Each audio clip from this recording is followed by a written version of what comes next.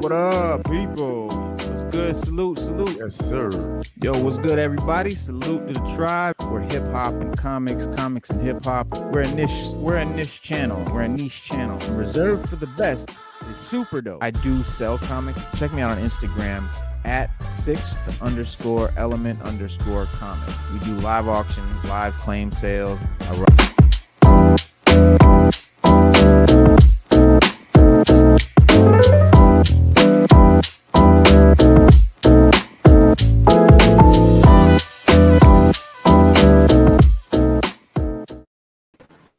Let the show begin. What's good? Sixth element of hip hop. I'm your host, Reno Noir. This is your co-host, Stu Dog and Sada.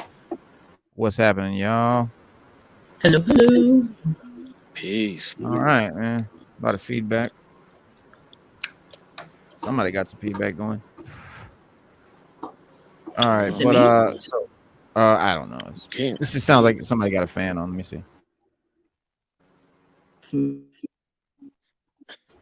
Oh yeah, that's okay. If you're hot, just keep that shit going. I don't want nobody sweating. It's a ball 90 outside right now. Word is bond. It's hot as hell. Man, oh man. Summertime. So we got a lot of shit happened over the weekend. We talked about it a little bit. We got San Diego Comicon all weekend, which was crazy. You know, if you were watching online, if you were there in person, whatever, you were blessed if you were there in person. But yeah, it was crazy. And we got some big announcements. So we got some big trailers. We got some phase 5, phase 6 even. Like half of that shit. So we got a bunch of new trailers we want to check out and look at. Before we run them trailers though, anything else y'all want to talk about? Which trailer are we running first? Well, we got I Am Groot. We got Wakanda. We got She-Hulk, and we got Lord of the Rings, the new Lord of the Rings. And then, all right, let's start it off like this. Let's go to San Diego Comic-Con, Hall H, Kevin Feige, big announcements, and that bring us up to speed. So let's run that so y'all can see that. So guys, this is like a 2-minute thing. I'm going to play this so you guys can know what happened at the Comic-Con and what we're talking about. And the phase 5 and phase 6 news is all laid out here. So check it out, y'all. When I was on this stage in 2019. Oh, and please excuse the fact that, yes, it is somebody with a camera filming from the audience. So we have our correspondent was live on the scene. So let's see what he brought us back. When I was on this stage in 2019, we introduced phase 4 of the Marvel Cinematic Universe. And believe it or not, almost everything we announced that day has come to fruition. And now, believe it or not, we are approaching the end of phase 4 when She-Hulk Attorney at Law comes out. And this November, phase 4 comes to a close with Black Panther: Wakanda Forever. If Black Panther is the end of phase 4, what in the heck is phase 5? Ant-Man and the Wasp: Quantumania kicks off phase 5 on February 17th. We've got, coming to Disney Plus, Secret Invasion. Finally, Guardians of the Galaxy Volume 3 comes out in May. We are shooting right now our new series for Disney Plus, Echo, and I can't wait for you to meet all of her characters. We're in production on The Marvels, the sequel to Captain Marvel 2. Loki Season 2 is shooting right now. Blade, starring Mahershala Ali, comes out November 3rd, and we start filming this October. Our series Ironheart is a part of phase 5, shooting right now. Turning in her own series, Agatha, Coven of Chaos. And I am very happy to confirm that Sam Wilson will be appearing in the next Captain America film, which is called Captain America: New World Order. So, yeah, New World Order. Awesome. That was just the first half. Here goes the second half, y'all. And rounding out Phase 5, we have a series on Disney Plus. This is very special. It is going to be an 18-episode first season. 18 episodes. Yes! Daredevil Born Again.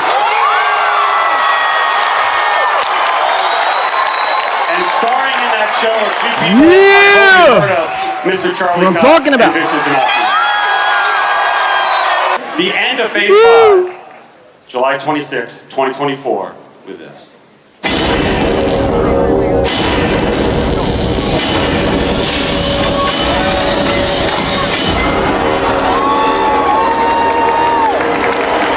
The Thunderbolts capping off Phase 5, and we will A go mild- through the a team, mild reception. another day. There are many more surprises to come. Mild If reception. you guys wouldn't mind looking ahead a little bit with me to Phase 6. Oh my God!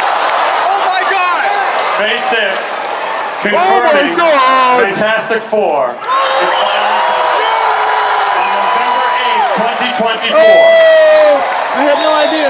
Now there's a lot of dates there, and there'll be plenty of time to have more surprises to take you through everything. But you might X-Men, bitch. want to know how Phase 6 ends. And there are two films that bring Phase 6 to a close. X-Men, bitch.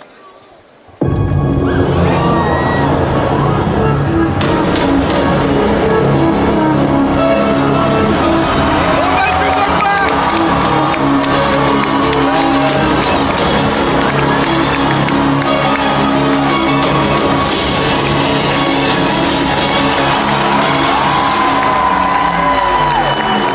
The Kang Dynasty.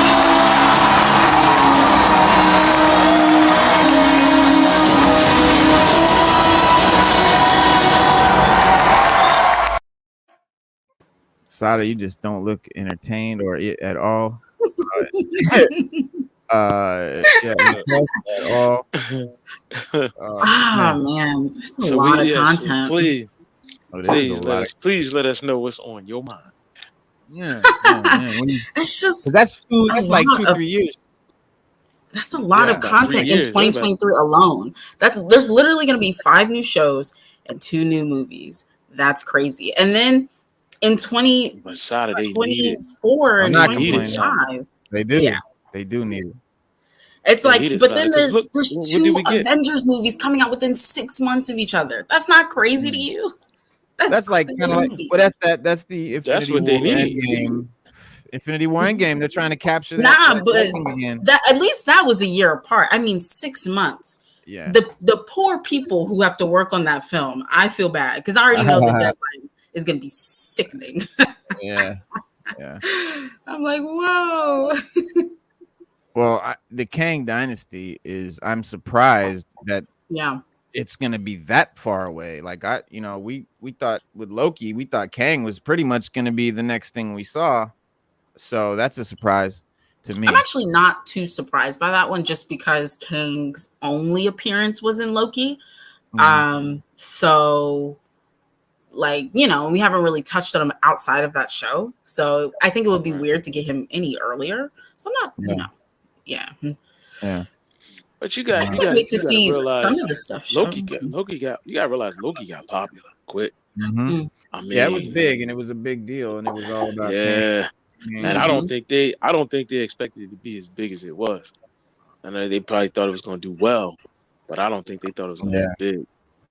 Right. And there's a difference. There's a big difference. Well, Kang Dynasty is one of several recently announced films for the Marvel Cinematic Universe, though Kang has already appeared in the MCU. Like you said, he's yet to become a major threat like he has in the comics. That's what I'm like. In the comics, they rolled right off of Loki, and Kang just, became a big deal right away. So I was really surprised that they didn't jump right into that in the movies or the shows or whatever, because I think they meant to. But nevertheless, it's clear that, he's the next big bad that Marvel's, teasing. And like many previous event movies, this one will also draw heavily from the comics. Kang Dynasty was part of an acclaimed storyline from the Reconstruction era of the Avengers line of comic books, featuring mass destruction and Earth, an Earth that seemed conquered, the storyline was easily Kang's, finest hour. This is, Kang 1 kind of thing. And with the movie adaptation planned to premiere in less than 3 years, what you should know about the Kang dynasty is, from the comics, is running for 16 issues throughout the main Avengers title. Kang Dynasty, also known as Kang War, was an epic storyline in Burt Cusick's post-Heroes Reborn Avengers run. With the work of several artists, the storyline showcased one of the few times that an Avengers villain had a lasting victory. That they actually won, and here's the results, and the world is different now. That's kind of and Kang and his son Marcus begin the story by seemingly destroying the UN building and announcing his invasion of Earth, stating that any villains who conquer in his name will get counted among his protected class. So he's basically telling the villains of Earth, go out, conquer in my name, and you'll be one of the squad.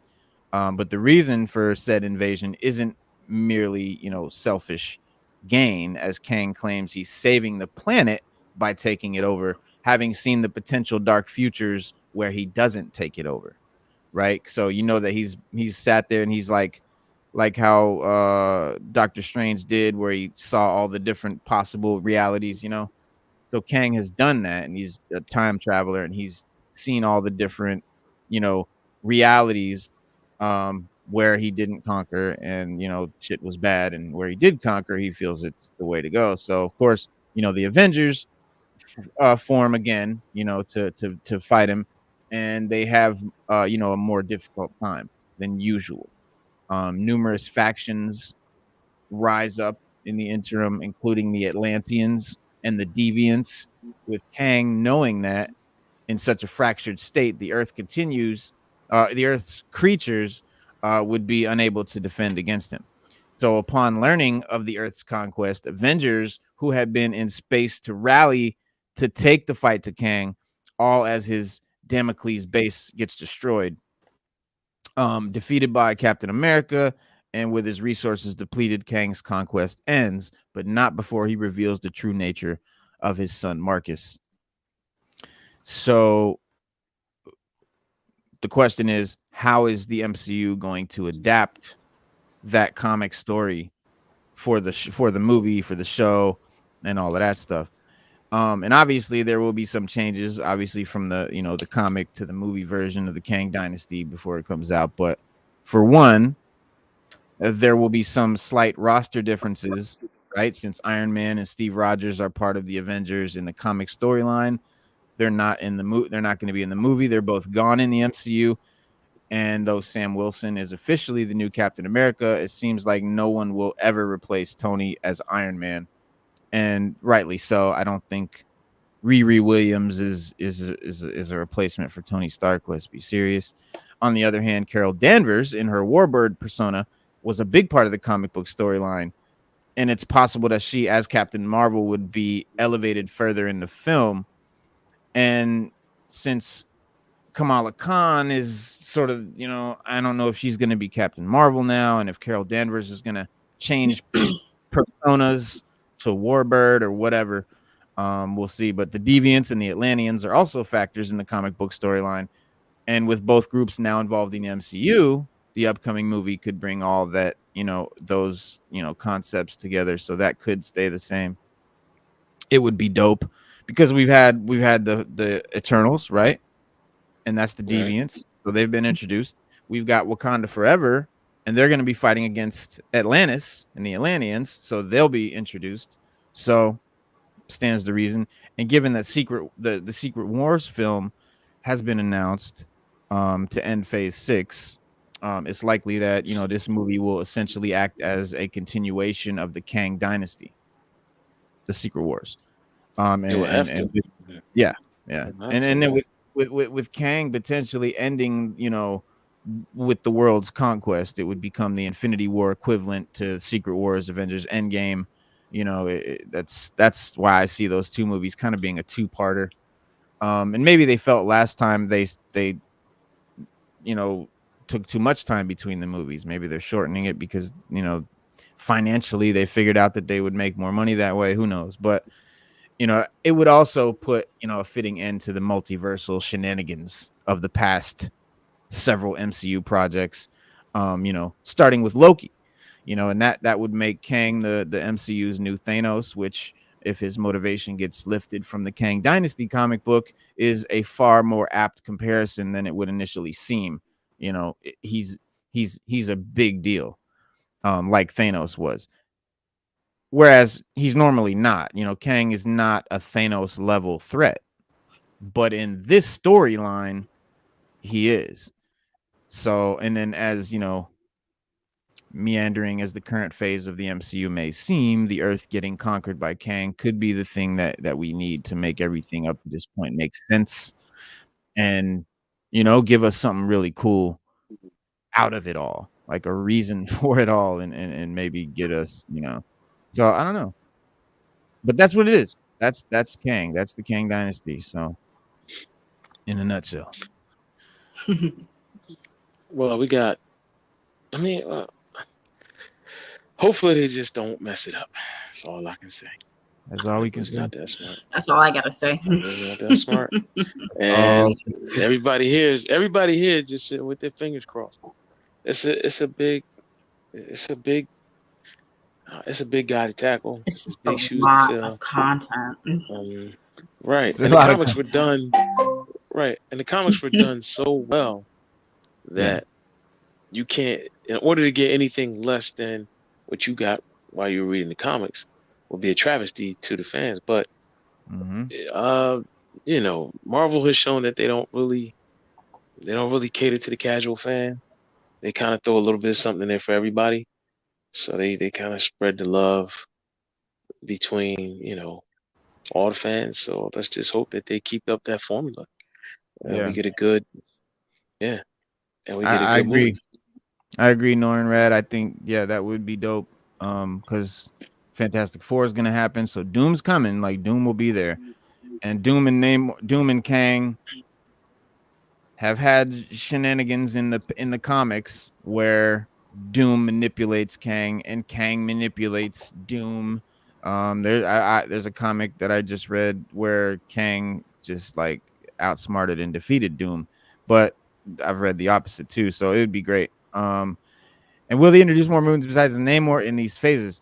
Great question, Slade. And I'm surprised they kind of left a big blank space between Fantastic Four and Avengers. Yeah, we got to see what they did. Yeah. But we got to see what they do with him and Ant-Man. Hey, that's right. Yeah.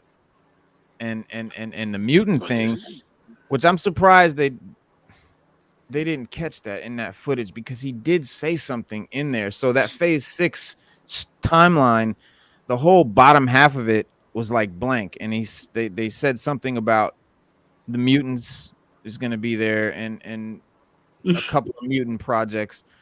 I'm like scared about it. Like, bro, I'm not even excited for them to do a mutant X-Men movie anymore, man, because they've changed the damn title from X-Men to the Mutants because X-Men is sexist. Like, oh yeah, didn't they try to say that in the last Fox film, the Apocalypse one, or something like that? Why isn't it called X-Women or something like that? I don't know. Didn't they have a line like that? They gotta let it go. Let it go. I mean, let it go. So okay, so it's sexist to just call it X-Women. So where's the neutral ground? What do we win? Mutants. That's the mutual ground. Okay. It's not men or women. But a mutant could be a man. A mutant could be considered a man and not considered a woman. A woman cannot be considered a mutant. Yeah, I thought it was a joke too. I thought it was just like a really horrible joke in the film, but I guess they're making it a real thing. So. Well, yeah, no, it might have been a joke in the film, but yeah, the movie is called The Mutants because the X-Men is sexist. How? They really meant there. Explain it to me. Well, explain come on. to me how X-Men is sexist. I mean, just explain. I need to know. I need to know. Like, I'm confused. I'm just as confused as a millennial. It's like human. X-Men. It's like human. You wouldn't say Okay, human or human. people. So it just means mankind. So X-Men. every man, woman, and child on this planet is a human. Am I correct? And we know I mean, obviously we know so that. Is that sexist to say No, human? Right. That's what I mean. X-Men is a team name. Come on, guys. Stop. Stop. Mm. But that's what I'm saying. That kind of shit already out the gate. And it makes me, I feel like the X-Men is going to be a whole big woke fest. I really do. They're just baiting fans. The X-Men, whether or not they'll be in the thing, is the biggest leverage they have right now outside of the Fantastic Four. And they've already let that out. So all they got left is the X-Men. They're going to bait and goad until they can't anymore. That's why they're doing this. That's why they've left it open. Is Namor even the first mutant? I don't know if they're going to do that. And they left it open with Kamala, so Kamala Khan, the first mutant. Yeah. According to Marvel, his Namor is their first mutant. He is like yeah. In the comics, he's the first.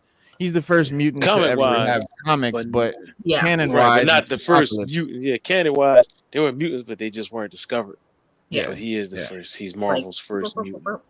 Like he had comic books in the 40s. That's what they mean by he's the first mutant. But he's not the first mutant to exist. That's not what they mean. They mean he's like the first comic book. Yeah. So, and were they calling him a mutant back then? No, but they retconned it. So, but it's a whole thing. What's he saying? Lito's Way said, unless that just means the movie is simply addressing mutants as a whole and not Xavier's team of mutants. I get that. And probably. Sure, they could have named it Xavier School Give to Students. Yeah, there's a lot of names they could go with, and to avoid it.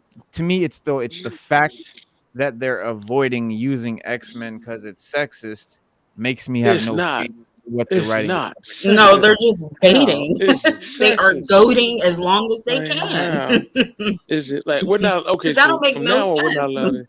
Right. So from now on, we're not allowed to say man, woman, or whatever, because a few people in this world don't know what they want to be.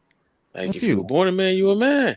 If you're born a woman, you're a woman. But do not impose your ideology on anybody else. It's rude. It's just rude to do so. I mean, listen, if you down with whatever you down with, be down with that. Nobody's gonna hate you for it. Nobody's gonna throw you under the bridge for it, or hang you from a tree. They're not gonna do that. Just do you, but don't bring everybody else in it. Because now we like, okay, we can't say X-Men because they say it's sexist. How is it sexist like that? That is, to me, it's sexist to say something like that. That is sexist. Like that's how I feel. I feel it's sexist to say that. So it's oxymoron. It's a contradiction to say that something is sexist because you're not included. But the word human means everybody. So I don't get it. I pretty much think maybe that's not it. I think that maybe, I think that really it's because the X-Men franchise has been so up and down over the years that they want to put a new name on it so they can step away from those old movies and have people pay attention to the new stuff. Because I could see that. Fox kind of botched it up a little bit. And I think when people see X-Men, they're gonna be like, oh, another X-Men movie. You know, it wasn't really. Yeah. You know, I think they're gonna try and move away from that, and then maybe if it's successful, they'll slide the official name like at the end or something. They've done that before, so I can see them doing that again. And they could go with team blue, blue team, gold team, X-Men, gold team, right? Yeah. But sexist. Come on, man. We're going too far now, man. The fact that they're saying that makes me have, makes me want to build. It makes me want to build a rocket. It makes me want to build a spaceship and leave Earth. That's what it makes me want to do. Love it or leave it. Yeah, that's what it makes me do right now. Since they couldn't make up their minds back in the 21st century, I had to leave. I left the planet. Right. The news about Daredevil is very exciting. They did as they promised. So which means that in another phase we'll probably get Luke Cage because they did say they were going to bring those and Jessica Jones. Yeah, Should be great. And Punisher. So somewhere down the line, we're gonna get those. But right now, I think Daredevil is what everybody's been asking for. Yeah, hopefully. Mm-hmm. But everybody's been asking for Daredevil. Daredevil was good. Yeah, since No Way Home. Yeah. I mean, even since the show ended, it picked up steam again due to No Way Home for sure. Yeah. Mm-hmm. Yeah. Nora is right. He's right. No, he is right because in the comics, X-Men. The comics are still X-Men, and yes, Daredevil 18 episodes, hella crazy. I'm so excited. Crazy. Thank God. They're finally learning. Now let's just hope they're not 28-minute episodes, Right. Oh boy. Well, but Mark Rubio. I mean, but 18 episodes. Hey, I can deal with 28-minute episodes for 18. I can deal with that. Yeah, so that's like I can deal with hour-long episodes at 18 minutes. Yeah, 8 hour-long episodes. 18 hour-long episodes. Yeah. 9 episodes. 18. Yeah. Ooh, Lord, that could probably work. Probably to split up the season. Yeah, and She-Hulk. So there's a couple more trailers. We got the She-Hulk one. We got I Am Groot, and we got Black Panther. We still got Lord of the Rings. So let's run these. And since you just brought up, no, let's do Black Panther real quick since that is the end of Phase 4. Let's go in order. Here we go. Black Panther, Wakanda. Let's see what they're gonna give us. I'm on the fence, but let's see. Yeah. No woman, no cry.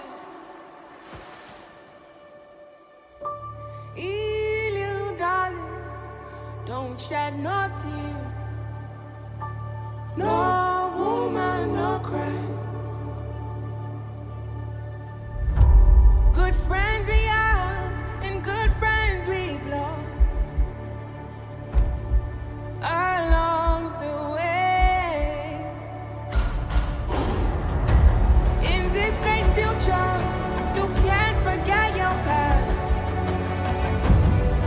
So dry your tears, I say.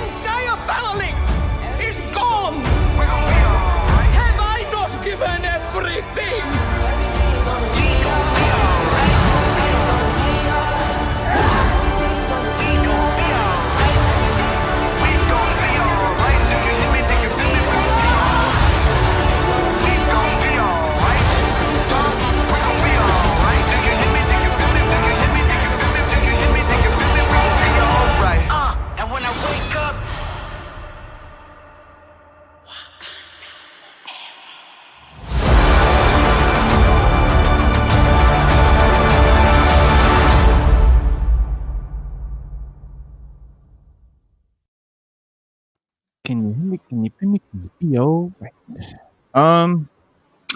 Catch. Yeah. So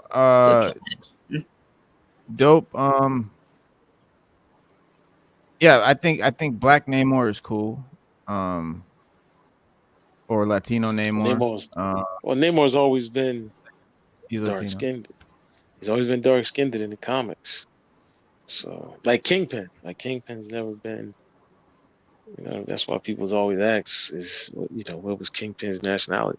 Marvel won't say, but we just Kingpin is white as hell. I don't know, bro. In the comics, he's always a little darker, bro. Unless he got a tan, but he's always a little darker, man. In the comics, I think he just has a hell of a tan. Maybe a hell of a tan. Maybe. But so Namor, we get to see Namor. We get to see we get to see Namor. We get to see the Atlanteans. That was them swimming next to the whale. We get to see the Wakandans and the Atlanteans go at it, which is comic book accurate because Wakanda and Atlantis have gone to war in the Marvel universe quite a few times, and Mhm. over some petty things and over some Yeah. very big things. So I wonder uh, which route they're gonna take. this is true, Yeah. and this is Yeah. that'll be the interesting thing to see. That'll be the Yes. And very Namor is I really like the character because sometimes a hero, sometimes an anti-hero, sometimes an outright villain. We've seen. So I'd like that. I like characters like Black Adam and Namor where sometimes they're bad guys, sometimes they're anti-heroes. That's just my kind of the characters that I like. More complex, more realistic. Um Namor the Submariner isn't just one of Marvel's most complicated characters, though. He's also the first. Created in 1939. He's one of the most striking Marvel heroes thanks to his long history, dramatic eyebrows, the super short green scaly speedos with the gold trident. But I think he's overdue for an appearance in the MCU. But while we definitely. yeah. He But looks great. yeah. He was created by Bill Everett in, like I said, 1939 in Timely Comics, Marvel Comics #1. Even though the original Human Torch also debuted in that issue, Namor the Submariner can be called the very first original Marvel character since he had appeared months earlier in Motion Picture Funnies Weekly, of which only a handful of copies were ever printed. Half human, half Atlantean royalty. Namor is proud, quick-tempered, and willing to do anything to protect his kingdom. He's been an Avenger and one of the X-Men, a founding member of the Defenders, and even fought alongside Captain America in World War II against the Nazis. He's ruler of Atlantis and fights with fervor for his people. Yeah. He's very, very much a classic character.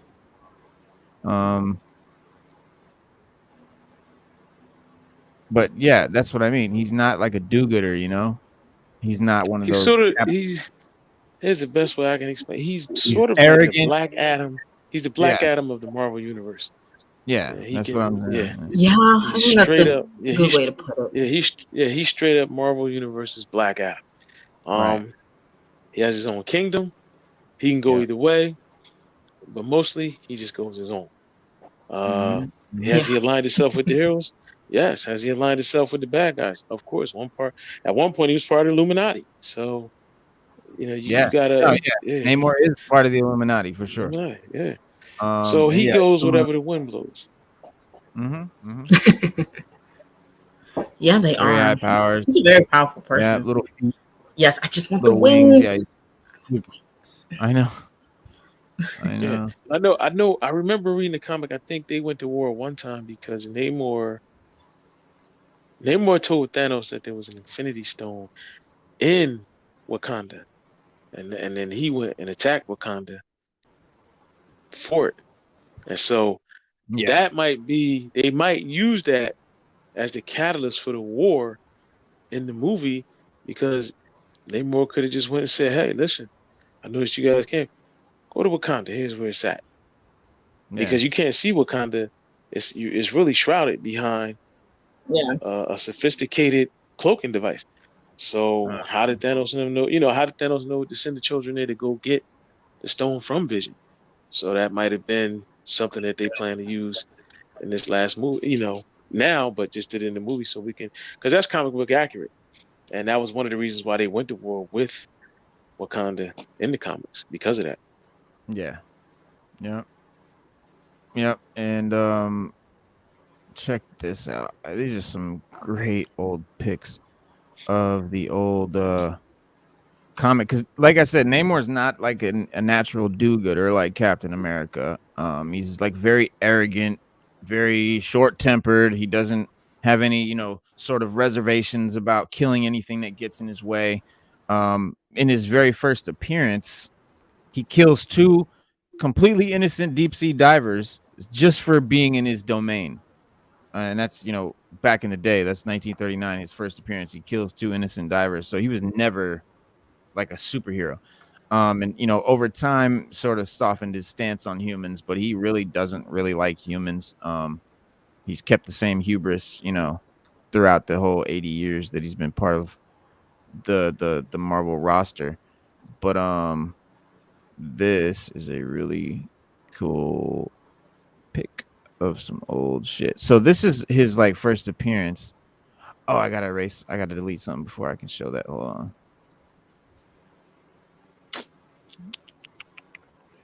I'll delete that one because I want to show you guys the fucking statues that they put out. San Diego Comicon. Oh my god.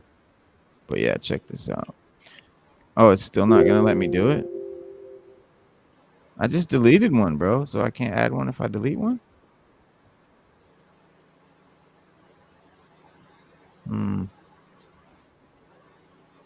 Delete two more.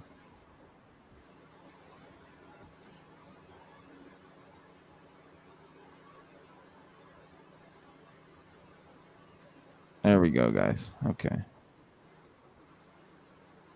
Dude, he looks crazy. Is that an early picture of anyone? That's the early name. Or so there's his other Atlantean right there. So listen what she says. Some son has taken my 20 years to build up a race to avenge the brutal harm done us then. Now, since you are the only one of us left who can live on land and in water, and who can also fly in the air, and because you have the strength of 1,000 Earthmen, it is your duty to lead us to battle. You have begun well, but you must use strategy and care. Go now to the land of the white people. And so Namor, the avenging son, faces the surface of the blood, promises to be in mortal combat. Something. If anything, was sexist that was. Oh, he went to go to the land of the white people.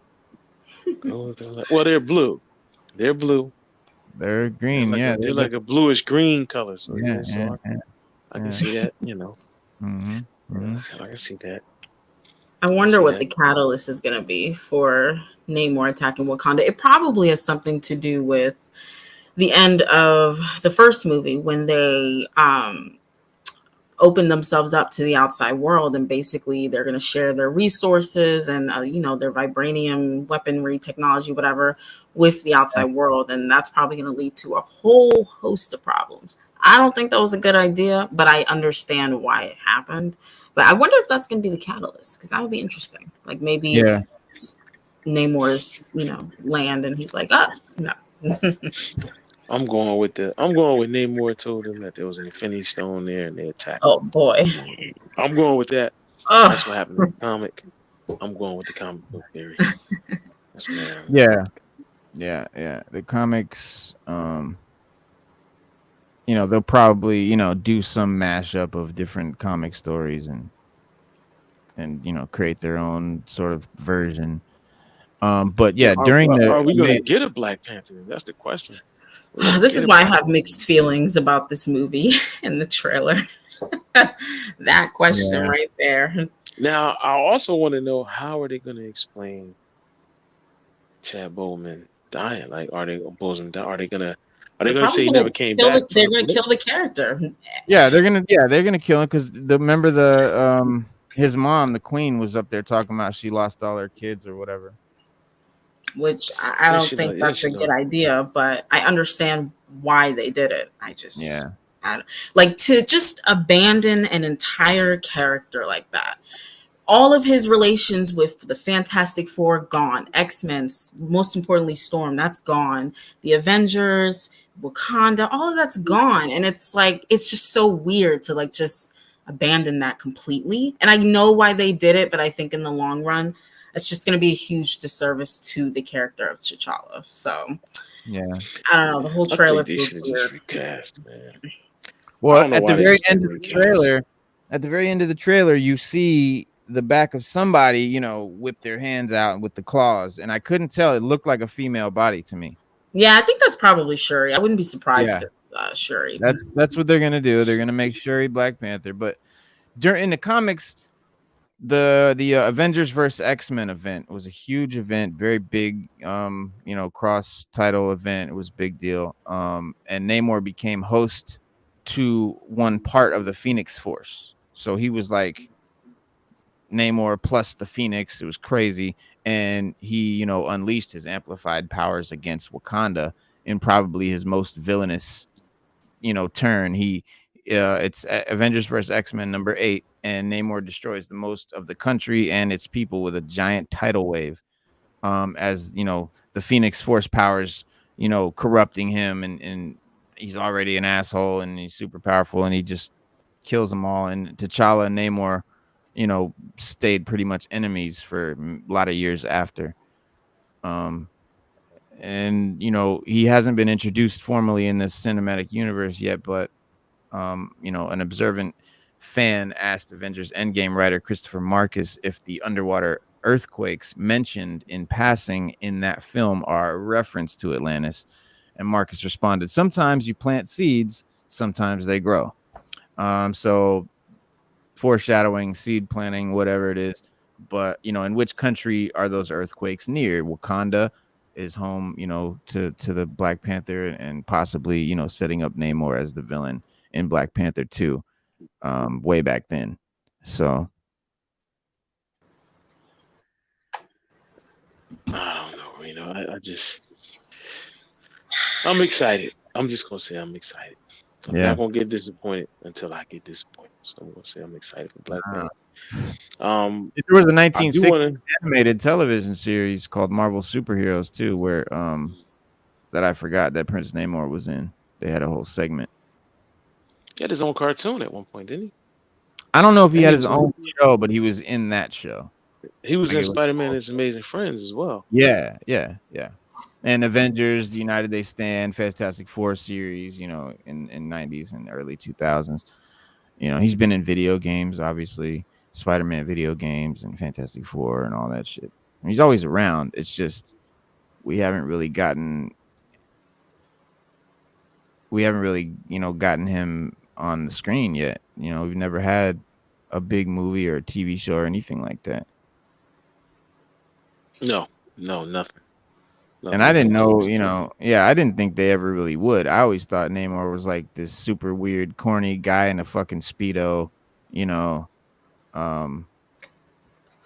like, you know, quasi, you know, Are you yeah, serious? like, yeah. I thought he was pretty intimidating. When I was a kid, I always liked Namor. I got a bunch of Namor comics.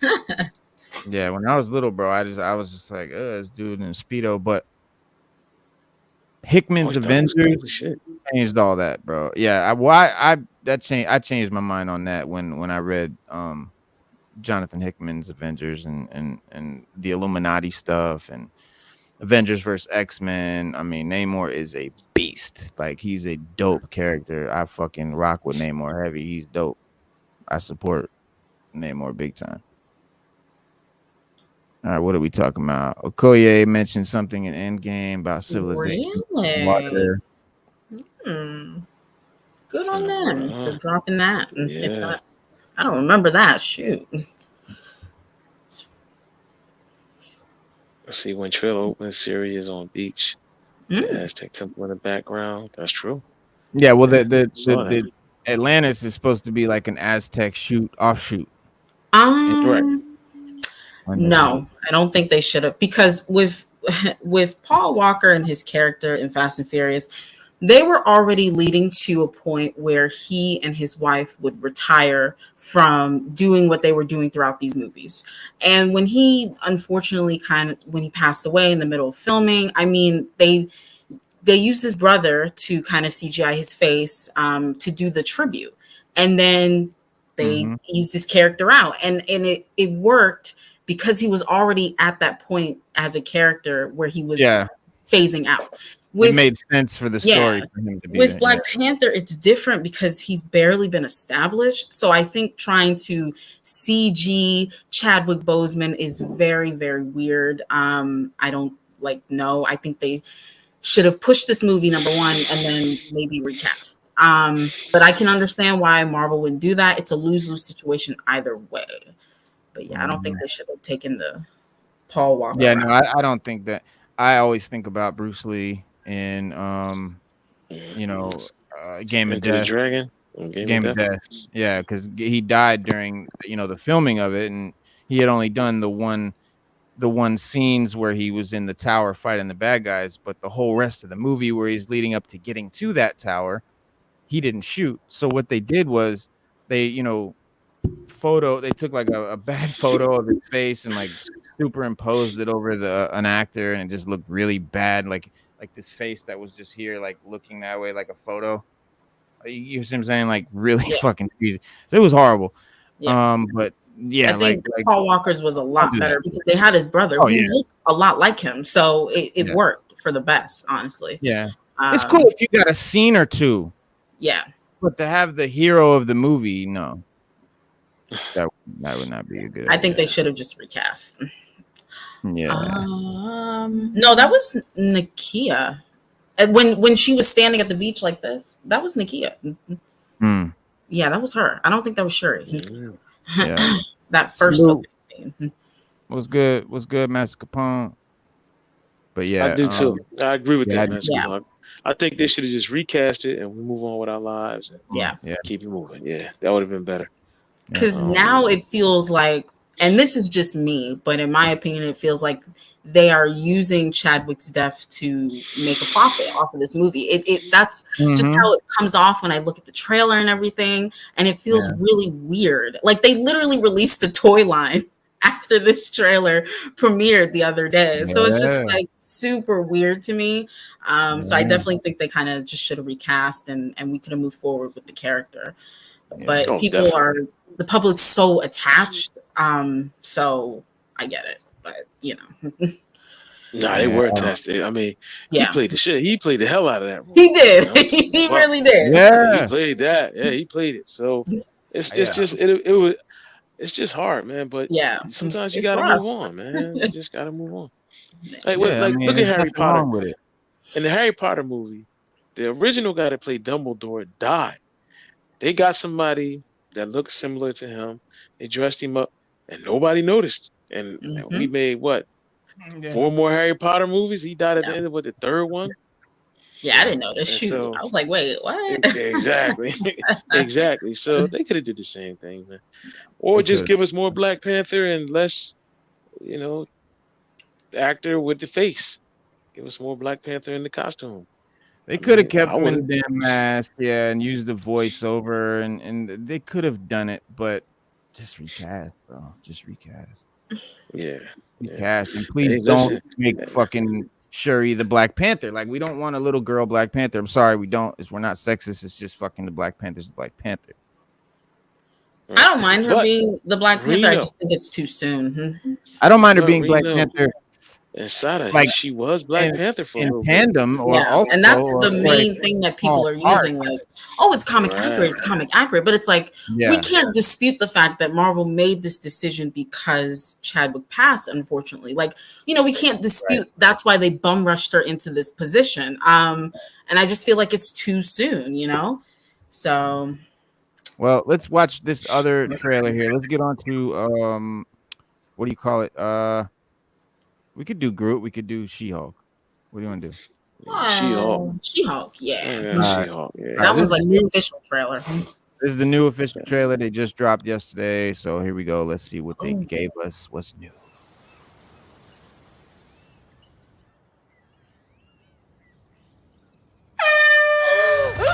Wow! Jesus, what the hell, man? Still in control, no overwhelming feelings of rage. No, a normal amount of rage. You do revert back to Gen form when you sleep. Was the air horn really necessary? For comedy, absolutely.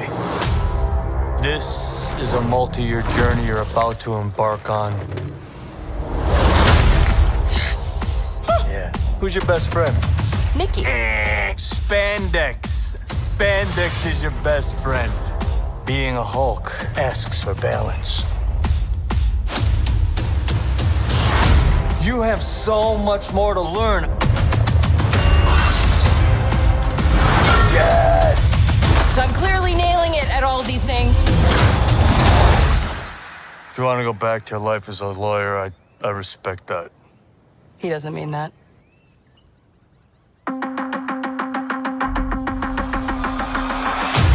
More and more eccentric superhumans are coming out of the woodwork. We're going to launch a division for them. And I want the She-Hulk to be the face of it. Jennifer Waters. Namaste. I have a serious conflict of interest. This man tried to kill my cousin, Bruce. Yeah, that's quite all right. Oh. People only care because I'm representing Emil Blonsky. I think they care because they're like, hey, that girl's great. Jen, do your thing. God, I really like this outfit.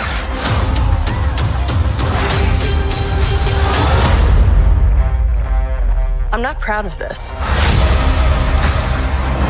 Miss Walters, we answer to a higher power. Our universe is on the edge of a precipice. I am a lawyer. We do things by the book. The Book of Ashanti. No, the Book of American laws. Whether you like it or not, you're now a superhero. Let's do this. You know that friend you had in high school who was way cooler than you were, attractive, got all the attention from everyone? Hello. I think I'm jealous. Is that what I'm feeling?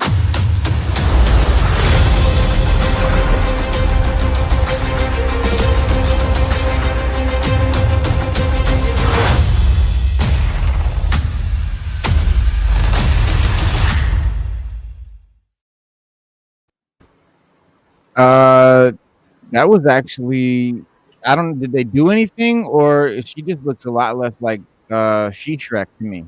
I think the CGI looks better. I think it looks better. Yeah, they pretty better. much didn't. Yeah. Don't change her face at all, and that's that's what. Instead of making it a little bit hulky, Just tone down the green. You just had to tone down the green. yeah, It's too bright. and not give her the brow and all of that stuff that they would normally give. The Hulk. thunderclap Hey, was where you at, awesome. bro? The thunderclap was great. Yeah. Yeah, I don't know if they're gonna explain that. I don't know Yeah. if they're gonna explain that. Looks like low budget CGI and finished. I mean, it may or may not be finished. Yeah, honestly, it looks a off. little better, but you know, It they looks still have better. some work to do. But I It can looks see better. a little difference. Yeah, for Yeah. sure. Spade, you can come in here if you want, man. There's a you got the link, but yes, yeah, it was a little off when they showed her talking, but I think it looked better than before. And Abomination looked great. Yes, Say it again. Abomination too. The fourth wall breaking was pretty cool. The fourth wall Yeah, that breaking was good.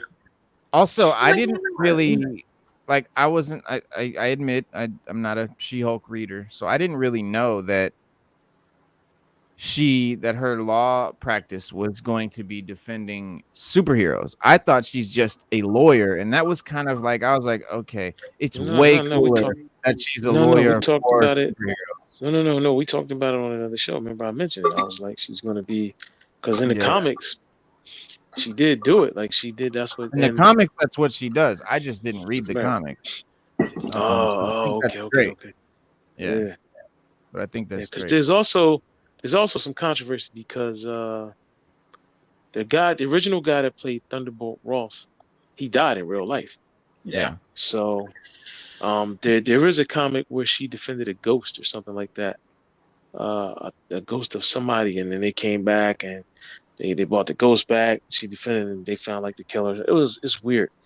I have the comic and I vaguely remember it, but I know like they can do something like that. Like they can bring like do like a CGI, bring his ghost back. There's a lot they can do with it. But there's another. There's a lot they can do. This is a great moment to recast. It's not like, come on, stop. I think Chadwick Boseman is a very special case because Marvel recasts all the time. They have never had a problem doing it before, and fans haven't had a problem when they've done it. We can all probably name a few that they've done. So, but they could recast for Thunderbolt easily. He's not that big of a character. They could recast. But there's also another general in the comics that became Red Hulk as well. And so they could actually just use that general, and that would be fine too. Reno, they could just give us Awesome Hulk. Yeah, I mean, yeah, totally awesome Hulk. Give us, Cho, but even with Cho, you still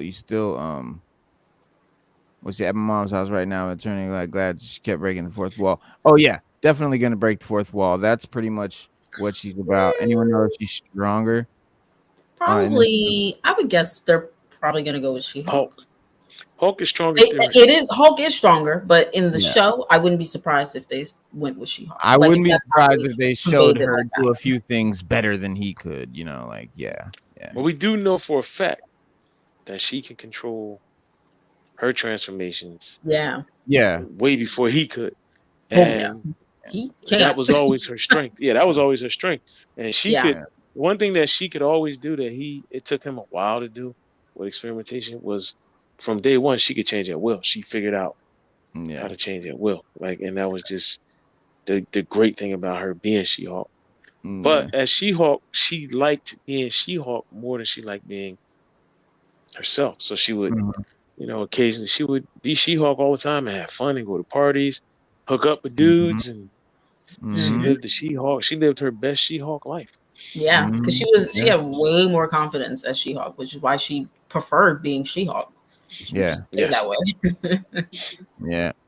Yeah. And Yes. Hulk should be stronger in Exactly, Lito. comics for sure. That's But why I yeah, wouldn't be surprised if they said She-Hulk was stronger. I wouldn't be surprised. They would be breaking the rules. They would be wrong, but definitely not out of character. I don't put it past them at all. Um Abomination, I love though that this Abomination looks comic accurate compared to the Abomination in the other, movie when we got him last time. He didn't look anything like he did in the comics. So I think that's really cool. He's got the weird Yeah, the ears. creature of the Black Lagoon. The ears, yeah. Yeah. I Yeah. wonder if he's gonna MCU go Hulk. face to face against anyone. And yes, they He did said Norrad MCU heavily. Heavily neutered so. Hulk. Well, it's you can't blame Marvel. You have to blame Universal. No. I Universal's the blame one. both. Nah, it's all Universal. Mark Rubio at Comic-Con, he came out and said that there will never be another solo Hulk movie because Universal doesn't know what to do with Hulk, and they don't want to play fair with Marvel. And he And wants to that's do a Hulk cool. movie, a solo movie. He's all for it. He's down with it. Me personally, I think they got a script written somewhere, but Universal Probably. has to approve it. If Universal says no, it does not happen. And Rubio, he put it out there. I mean, I think he did the right thing. He put it out there for the fans to put the pressure on Universal, so we can get Hulk, and we can even get Hulk in a bigger capacity in a movie if Universal just lets up on a few things or rewrites the contract or whatever. We Yeah. know Disney and Marvel don't want to take Hulk from Universal. They just want Universal to be more cooperative with them using Hulk for these movies and these projects that they have. And Universal Yeah. just doesn't want to do it. They don't want to play fair. And that's It's not that true. they can't. Yeah, it's not that they can't use Hulk. It's just that if they do, Universal retains the right for final say, and Marvel doesn't want to give in to that. They both could give a little bit, Yeah, but no. I No, understand no. I read Universal's I role. read the contract. I read it. Marvel is on board with whatever. It's Universal. They keep But saying no. even They so, literally if, have to approve everything that goes down with Hulk. I get that. And if that's they true. and if they But say no, it doesn't happen. what even with that, I mean, Marvel with what they have, with what they know they've got to work with, it was garbage. They didn't have to do it like that. There are so many other avenues they could have taken with the character, even if he couldn't have a solo film, if he Yeah. couldn't be, if there's Oh so yeah. many stipulations, there were It's not. other ways to do it, and it wasn't good. Like you set up Planet Hulk knowing you Yeah. couldn't follow through. Like you And shouldn't have done that. Like that's it on wasn't Marvel. Universal's fault that they made Hulk not, scared to come out and all of that weird shit they did in the Avengers Well, that was the movie. only Marvel. That was the only way Marvel could get him in the movie. Because They remember, coulda- he can't. There's only two characters that ever made Hulk bleed. One of them's dead, and and that's one of the things Universal. You can't make Hulk bleed. Hulk can't really beat up anybody. And like a Thanos, one-on-one fight, Thanos whooped like his like ass. in Exactly. So he can't really have a fair fight with Thanos unless he's in his own solo movie. It's part of the contract. So, you know what I mean? And anytime you've ever seen Hulk, he has to be in with another character. He can't be in by himself. So, like, you can't have a segment where you have Hulk doing his thing by himself. That's why we got the second Avengers movie. You know, she pushed it. The ancient one pushed him out of his body. And he was just like, but he has to interact with other characters while he's in the movie. He can't do anything heroic by himself or anything like that as Hulk. Well, you know, using his power. It's just Universal's way of saying, because Universal probably looks at it like, look, if he does, you're stealing the movie from us that we could have made, and you're making money off of Hulk doing the things that Hulk does, and we're not. So that's why he has to be limited with what he can do. But It they makes won't no put out sense. another Hulk movie. Right. They Why won't put out won't another Hulk Universal movie. just So make why? I if you're not totally gonna do it, yeah, But I What if feel like somebody the else do blame it? still goes both ways. More, maybe a little more so on Universal, but it just doesn't excuse how Marvel decided to utilize Hulk, knowing their limitations. There's just too much they could have done. I feel like to with what than what we got. Like I don't know. It's just very weird. I don't know why they would bother setting up a solo arc knowing you can't follow through, and then you completely skip over it in Ragnarok. And now there's a yeah. disconnect. Then that continues in Infinity War, and it's made as a joke. And then we get to Endgame, and it's just completely glossed over. And he's just sidelined, and it's like I don't know. It's weird, but yeah, it's weird. Yeah, I think what they did was they thought that, you know, the hype with Hulk in the movies would propel Universal to say, you know what, he's pretty popular. Let's do it. Let's just I knock can it see out. that. You know. And Universal, just like Mark Rubio said, they don't want to play fair. They're like, oh no, we'll hang on, we'll do something. But like I said, Hollywood is not that smart. They just aren't. I mean, if it was me, if I was in charge, we'd have 5 Hulk movies by now. To be honest with you, good ones too. But we would have. I mean, but Disney. I mean, Marvel can do a lot. They can do Totally Awesome Hulk. They can do Maestro. They can do. It's a lot they can do, bro. It's a whole lot they can do. They don't have to stick with Bruce Banner if they don't want to. She-Hulk even fought with the Avengers for a while. We can even do She-Hulk. Yeah. Well, they're doing the She-Hulk. Yeah. And she was a Fantastic Four for a minute. yeah, she was. Yeah, she was. Yeah.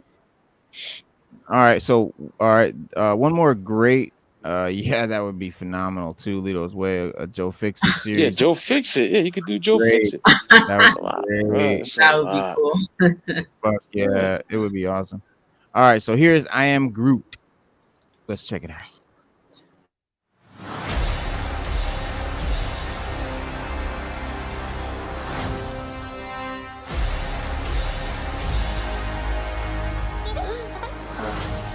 I'm Groot. I am Groot.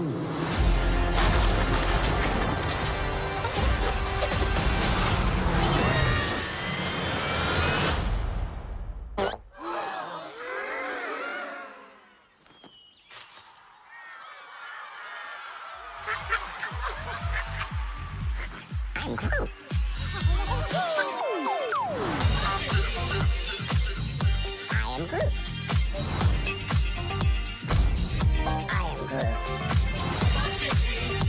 I am Groot.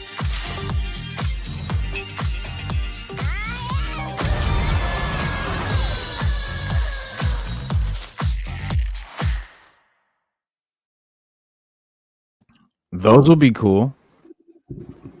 I think those will be funny. Yeah. Yeah, it does look a little funny.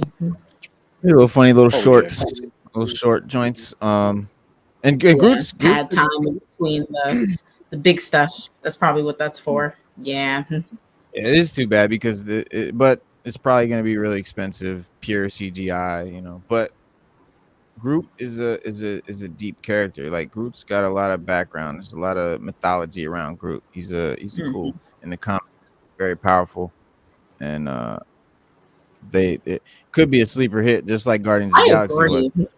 Yeah. Yeah. I agree with that. Yeah. Because Baby Groot is very popular. Oh yeah. Yeah. Not just Groot, Baby Groot. Baby Groot. Is very, Baby is very Groot, that's popular. right. Yeah, Baby Groot is very popular because at the end of Guardians 2, or everybody and their mother was Baby Groot this and Baby Groot that. Oh, they definitely he definitely has a cult following. Mm-hmm. Yeah, he's like he's like Grogu. You know what I'm saying? He's like Grogu. He's like Baby Yoda. Yeah, he is Marvel's like Baby Grogu. Yoda. That is The toy line is gonna be crazy. I can see it now. Oh, little they already got little dancing Groots, little robot Groots and shit. Oh yeah.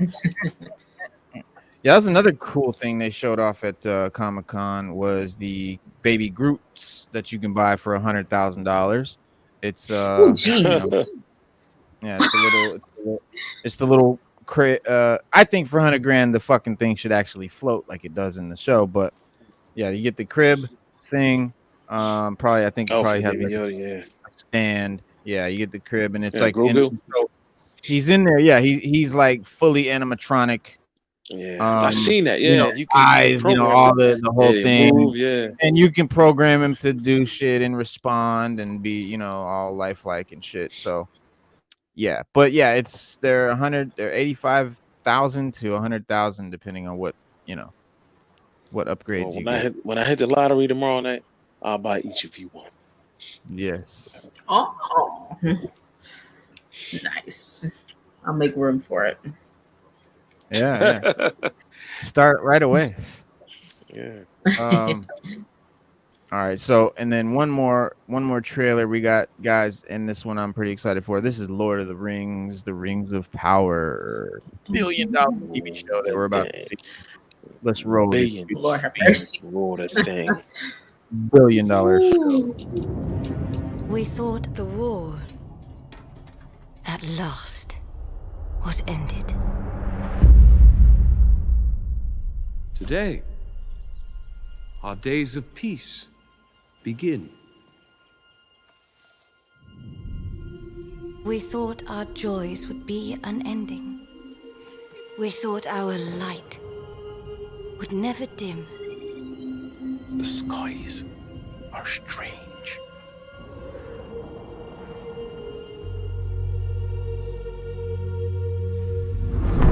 It is here, Galadriel. The moment we feared.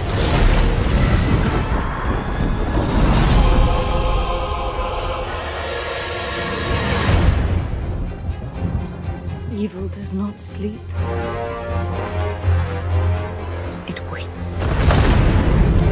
Beyond the darkness, tempting shadow to bury us all beneath the mountain. He has not one name, but many.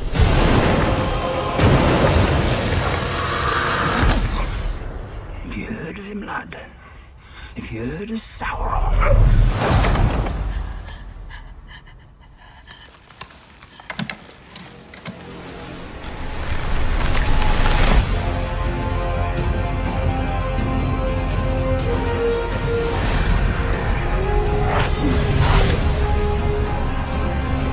If the evil rising is left unchecked, it will take us all. Find the land, and the shadow will not find you. Together we can survive this! Fight with me.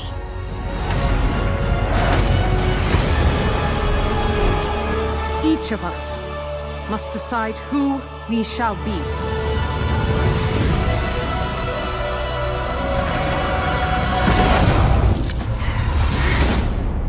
There can be no trust between hammer and rock. Eventually, one or the other must surely break.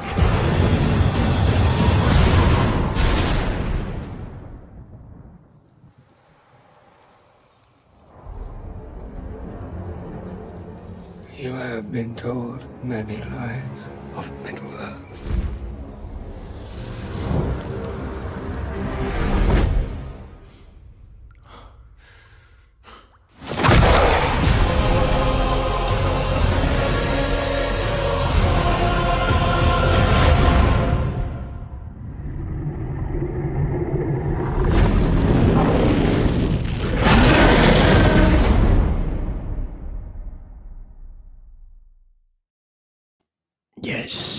Yes, Master Capon. It is. It takes place thousands of years before Lord of the Rings and The Hobbit. So if you Which watch would Lord of the Rings, explain the Balrog. The Balrog, yeah. So the Balrog at the end, that's the guy that you saw Gandalf fighting in Lord of the Rings. And if you watch Lord of the Rings, the big eye, the big fiery eye, that was Lord Sauron, and the guy in the beginning that, you know, they cut off his fingers and he had the ring on there and shit. In the early part, he had the big black suit of armor and shit, big giant dude. So that guy, before he was that demon like that, in his humanoid form, like early days. So during the time when that war that they showed way at the beginning of Lord of the Rings, that time, that's where they're going back to. And yeah, I think it looks crazy good. This is like $1 billion season 1. $1 billion on this season 1. So I'm sure it'll be every bit as good as, you know, the Hobbit movies and Lord of the Rings movies. I think it'll probably be better than Lord of the Rings movies, but they were great. Love the first 3 movies, but none after. But this looks good. Yeah, it does. It does. I think it's gonna be great. I mean, well, it's just a lot. It's a lot. It's a lot to talk about with the rings. It's a lot to talk about with the rings. It really is. It's a lot, a whole lot. So are we gonna? Are they gonna? Even with the Balrogs, it was. I think when I read the book, there were at one point there were like 3 or 4 of them that roamed. They roamed Middle Earth, and they one of them they took care of them in various ways. Like they got rid of them in various ways. The one that was in the mines of Moria, I think they banished him there. Like it was something I read a long time ago. I gotta dig it up. I gotta dig my joint up. But yeah, when you talk about the rings of power, they were made to be what they were. They were made to corrupt the wearers.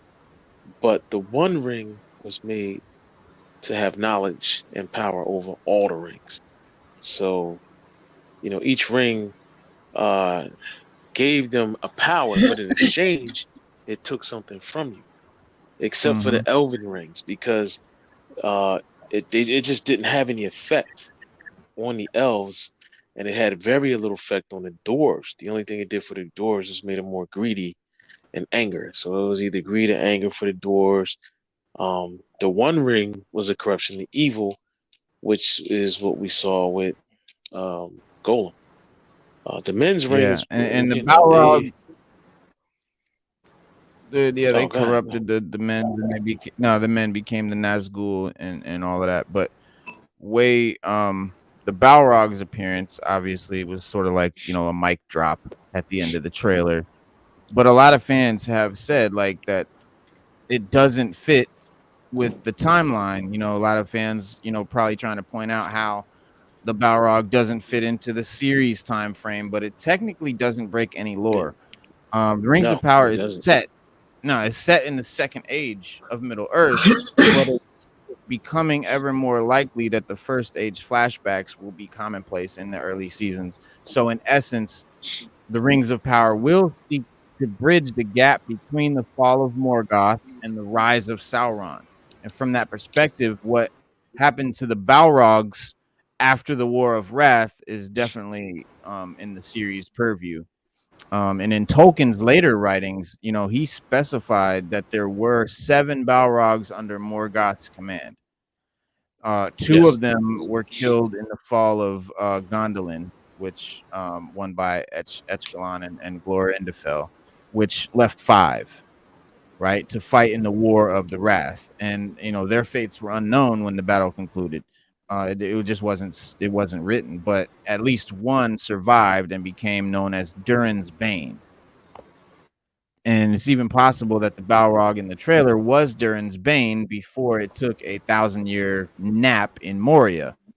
So in Lord of the Rings, remember when they were in the dwarves, mine, and the one dwarf dropped that suit of armor down the fucking well, and that It shit was woke Took. everybody up.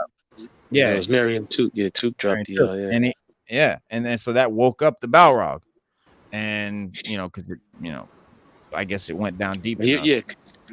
Well, he heard during the Bane. goblins chasing something, and then he Mhm. came out He came out because and they they were took making off. right, yeah, when because they knew he was there. But remember, they Yeah. were quiet too when they were in there. They weren't making any noise either. They were like, "Look, Mhm. we gotta be quiet." This Joe, but Gandalf knew exactly what it was. He knew exactly what Oh it yeah. was, and he knew he had to fight it because he knew if anybody could Yeah. defeat it, it was him. He It had the was him. means to. He actually had the ring. He actually had an elven ring. So that's what gave him the means to defeat Well, the there are two Balrog. possible storylines that the Rings of Power could explore with its Balrog. And first, if it's not Durin's Bane, the Balrog could be a side villain that distracts the elves from their true enemy. If Galadriel and her elves find the random Balrog, they might think that it was the evil that they had sensed. And in turn, that would allow Sauron to stay hidden and build his strength for a longer period of time. Only after one of the elves kills the Balrog will they realize that Sauron is still lurking around. The second option for the Balrog is that it will be Durin's Bane.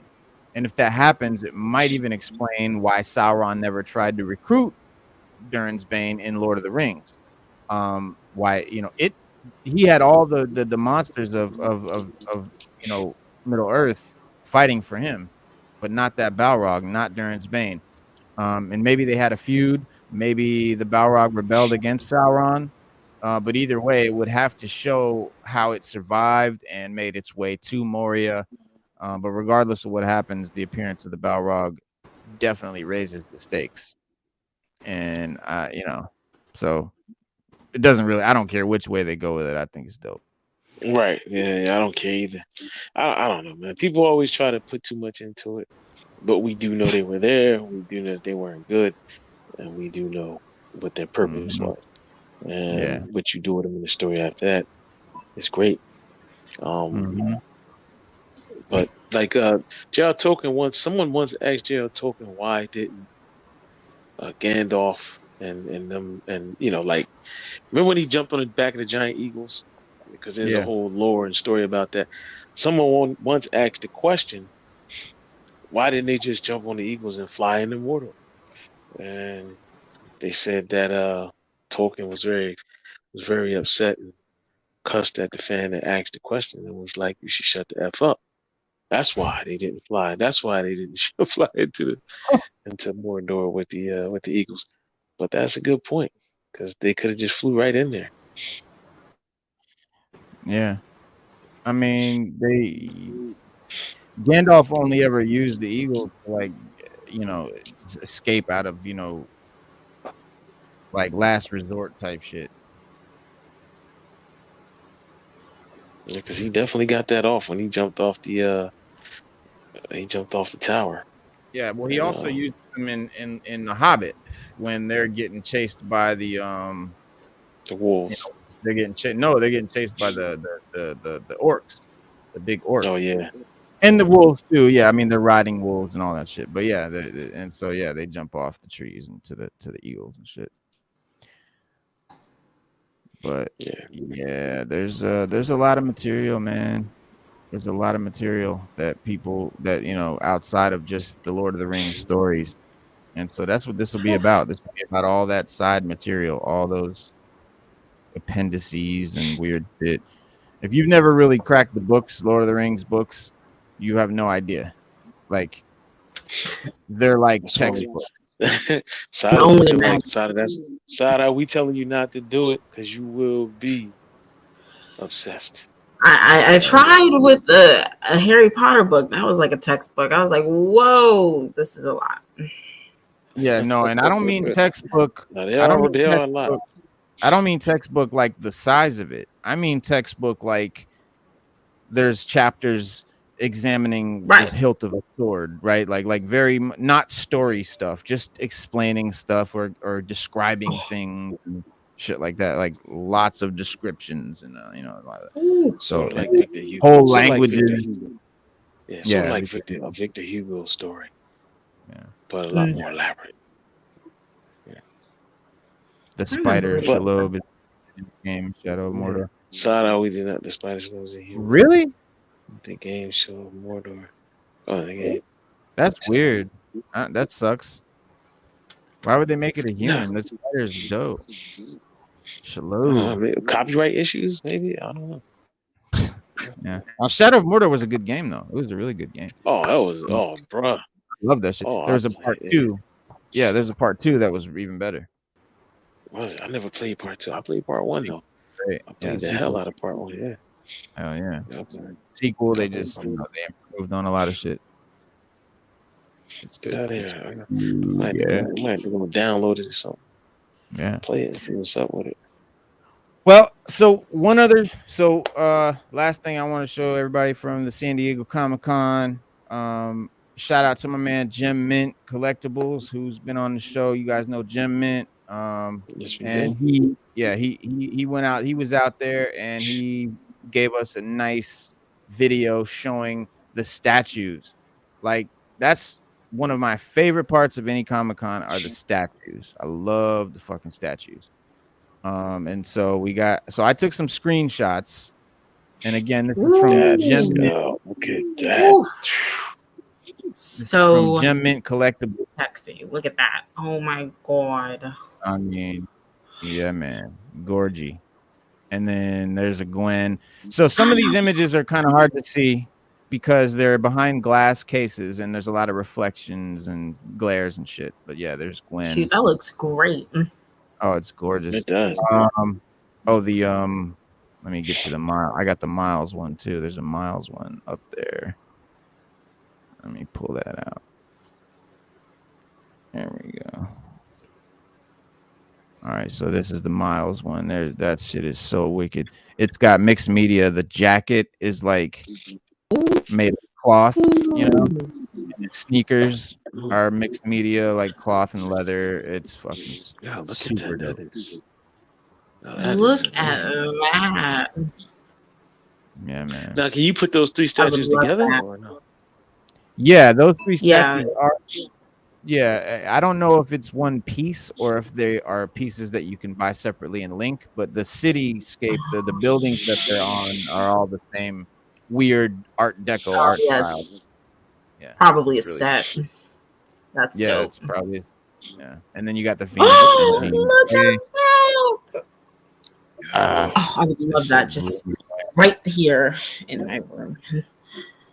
Look at oh my god. That's incredible. That is incredible. Okay. I see Storm over there. Yeah, Storm in the back. There's Psylocke. Ooh. I love this one because you see the Japanese pagoda down at the bottom and the moon in the background. It's fucking dope. And then she was done a disservice in the films. Very much so. Super great. Yeah, she's a great fucking character, and they blew it. But yeah, there's like little metal shurikens in the stump that she's standing on. You kind of can see. I see that. Yeah, I see that. Yeah, sticking in there. It's fucking dope. All right, and then we got, of course, a great Bozeman one. That's dope. Oh, nice. Yeah, they have like a changeable head, so you can put the Black Panther mask on if you want. Oh, cool. But it's a full body. It's a full body one. But like I said, it was hard to get screenshots of this from the video, so I tried to get screenshot what I could. Then you got Iron Man. Those are always great, but that's the Iron Man pose, the superhero pose that you always see. I think that's the Mark 7. And Iron Man statues are great. Iron Man figures are great. I don't know. As cool as they are, and as much as I love Iron Man, they're boring to me because they all kind of look the same. They all kind of have that same. Oh yeah, I wouldn't spend money on them. I wouldn't spend money on them. They look awesome, but they're not unique enough or weird. Like this is something I would buy. This is Wolverine, fucking Samurai Wolverine. Ooh. This is my. Look. This is my. This is what I'm talking about. Yeah, that's the kind of shit I rock with. That's amazing. That's incredible. And you got Thor. Thor. Nice. Doom is great. This one's awesome. Look at Yes. that. I need a Doom figure for sure. Yeah. Hell yeah. Hell yeah. I would love to have a Doom figure. Yeah. Yeah. And I love the way they got. I love the way his mask is. Like it looks like Power face stand. behind the mask. Like it. Yeah. Like Yeah. it really should be. Yeah. Because sometimes it's like it's just the mask, and there's like I don't know. It's like it's fused with his body. Sometimes it's like kind of weird. Yes. Oh yeah. Yeah. Yeah. And I got that's my Doom. Very nice. Doom figgies. Yeah, some dope White. Doom you got there. God Doom. Yeah, look at that. Yeah. Fuck with Doom. And then you got Venom. Venom. Look at that, bro. That is phenomenally amazing. Carnage. Carnage, damn. Ooh. Yeah, I would get that. Oh, Black suit look at that. Spidey up on the post. Yeah, that shit is wicked. The statue though that I'm dying for, that I would love to get, that I would spend my money on, is the Sentinel. They've got 3 Sentinel statues where it's just two of them are full body Sentinels. I think one of them is like a bust. And then there's X-Men statues that are about this big that you can key into the Sentinel in different places. Like Wolverine, he's like busting through the Sentinel's chest and like busting out, and Rogue's like punching a hole in one. You got Cyclops, hitting his beam on the leg or whatever, and you can just like apply them all over, and they're fucking stunning. And the thing's huge, so that would be the one joint that I would really want to get. Green Lantern. Nice. There we go. Oh my god. So amazing. And I love the candy paint. It's like candy gloss. The paint's just fucking dope. And then you can see the detail on the details. Crazy. Look at Sinestro. Hell yeah. That's phenomenal, man. Hell yeah. Damn. What else did he see show now us? that stuff like that I like. Yeah. Sideshow collectibles, they're so expensive. Oh, look This at shit is that. so Look at Joker. wow. Stop the press. Stop the press. So punchline there. She's Is that Punchline? you see Joker's head down at the bottom. She's standing up above him. You see her knees there around beside his head. Oh, okay, I get it. Yeah. And there's his head down at the bottom. Yeah, so she's trying to get the full scene. But yeah, I mean, how cool. Just love Joker. I love Joker statues, dude. They always make them look so badass. The details are crazy. You can't. Yeah, dude. Look at this one. This one's crazy, dude. I like this one. He's getting you this hand buster. Nice. Yeah, he's got this really cool evil look. Which should actually shock you. Yeah, that would be wicked. Oh, there we go. That's a nice detail there. And then the base of this one actually is really, really amazing. It's got like the skulls floating in like some green liquid or whatever in the clown face. Oh yeah, clown face, yeah. Nice. Super cool. Super cool. Yo, And then, whoever did that, I got to take my hat off to him for that one. Man, bro. Tip. Phenomenal. Yeah. Robert Pattinson. Ooh, look at that detail. You sure that's not Robert? Right. I had to take close up of the detail on the suit. Just amazing. There's the full joint. And here's a close up of the face. Look at that. Oh, that's dope. Like, look I mean, at that. I mean, jeez. that's crazy. Yeah, that detail's nuts. What else? Then they got one on a motorcycle. Nice. It's pretty cool. Yeah, it's pretty cool. And then I love the comic Batman. There you go. Boom. That's like what do you call it? Dark Knight. Frank Miller. Miller, yeah. Frank Miller, Dark Knight. Really super cool. And then Batman and Catwoman, they got a piece. Oh, favorite. Love that. It's great piece. And of course, all these things are, $2-3 grand. Here's a Vampirilla.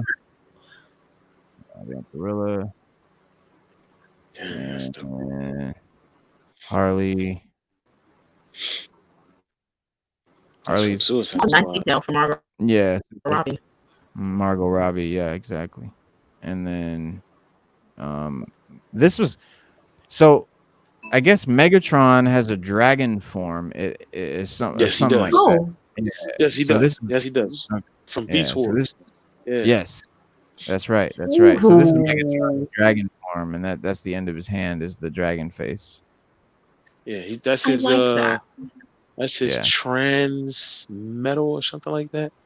Because you had Optimus Prime was like he tended like a giant gorilla, like he was like a giant robotic gorilla. Right. But that Megatron, I would love that. Yeah, that Megatron is crazy. You can't. I didn't even show the whole thing because I couldn't get a good screenshot of it. But the base, it's huge, dude, and there's so much to it.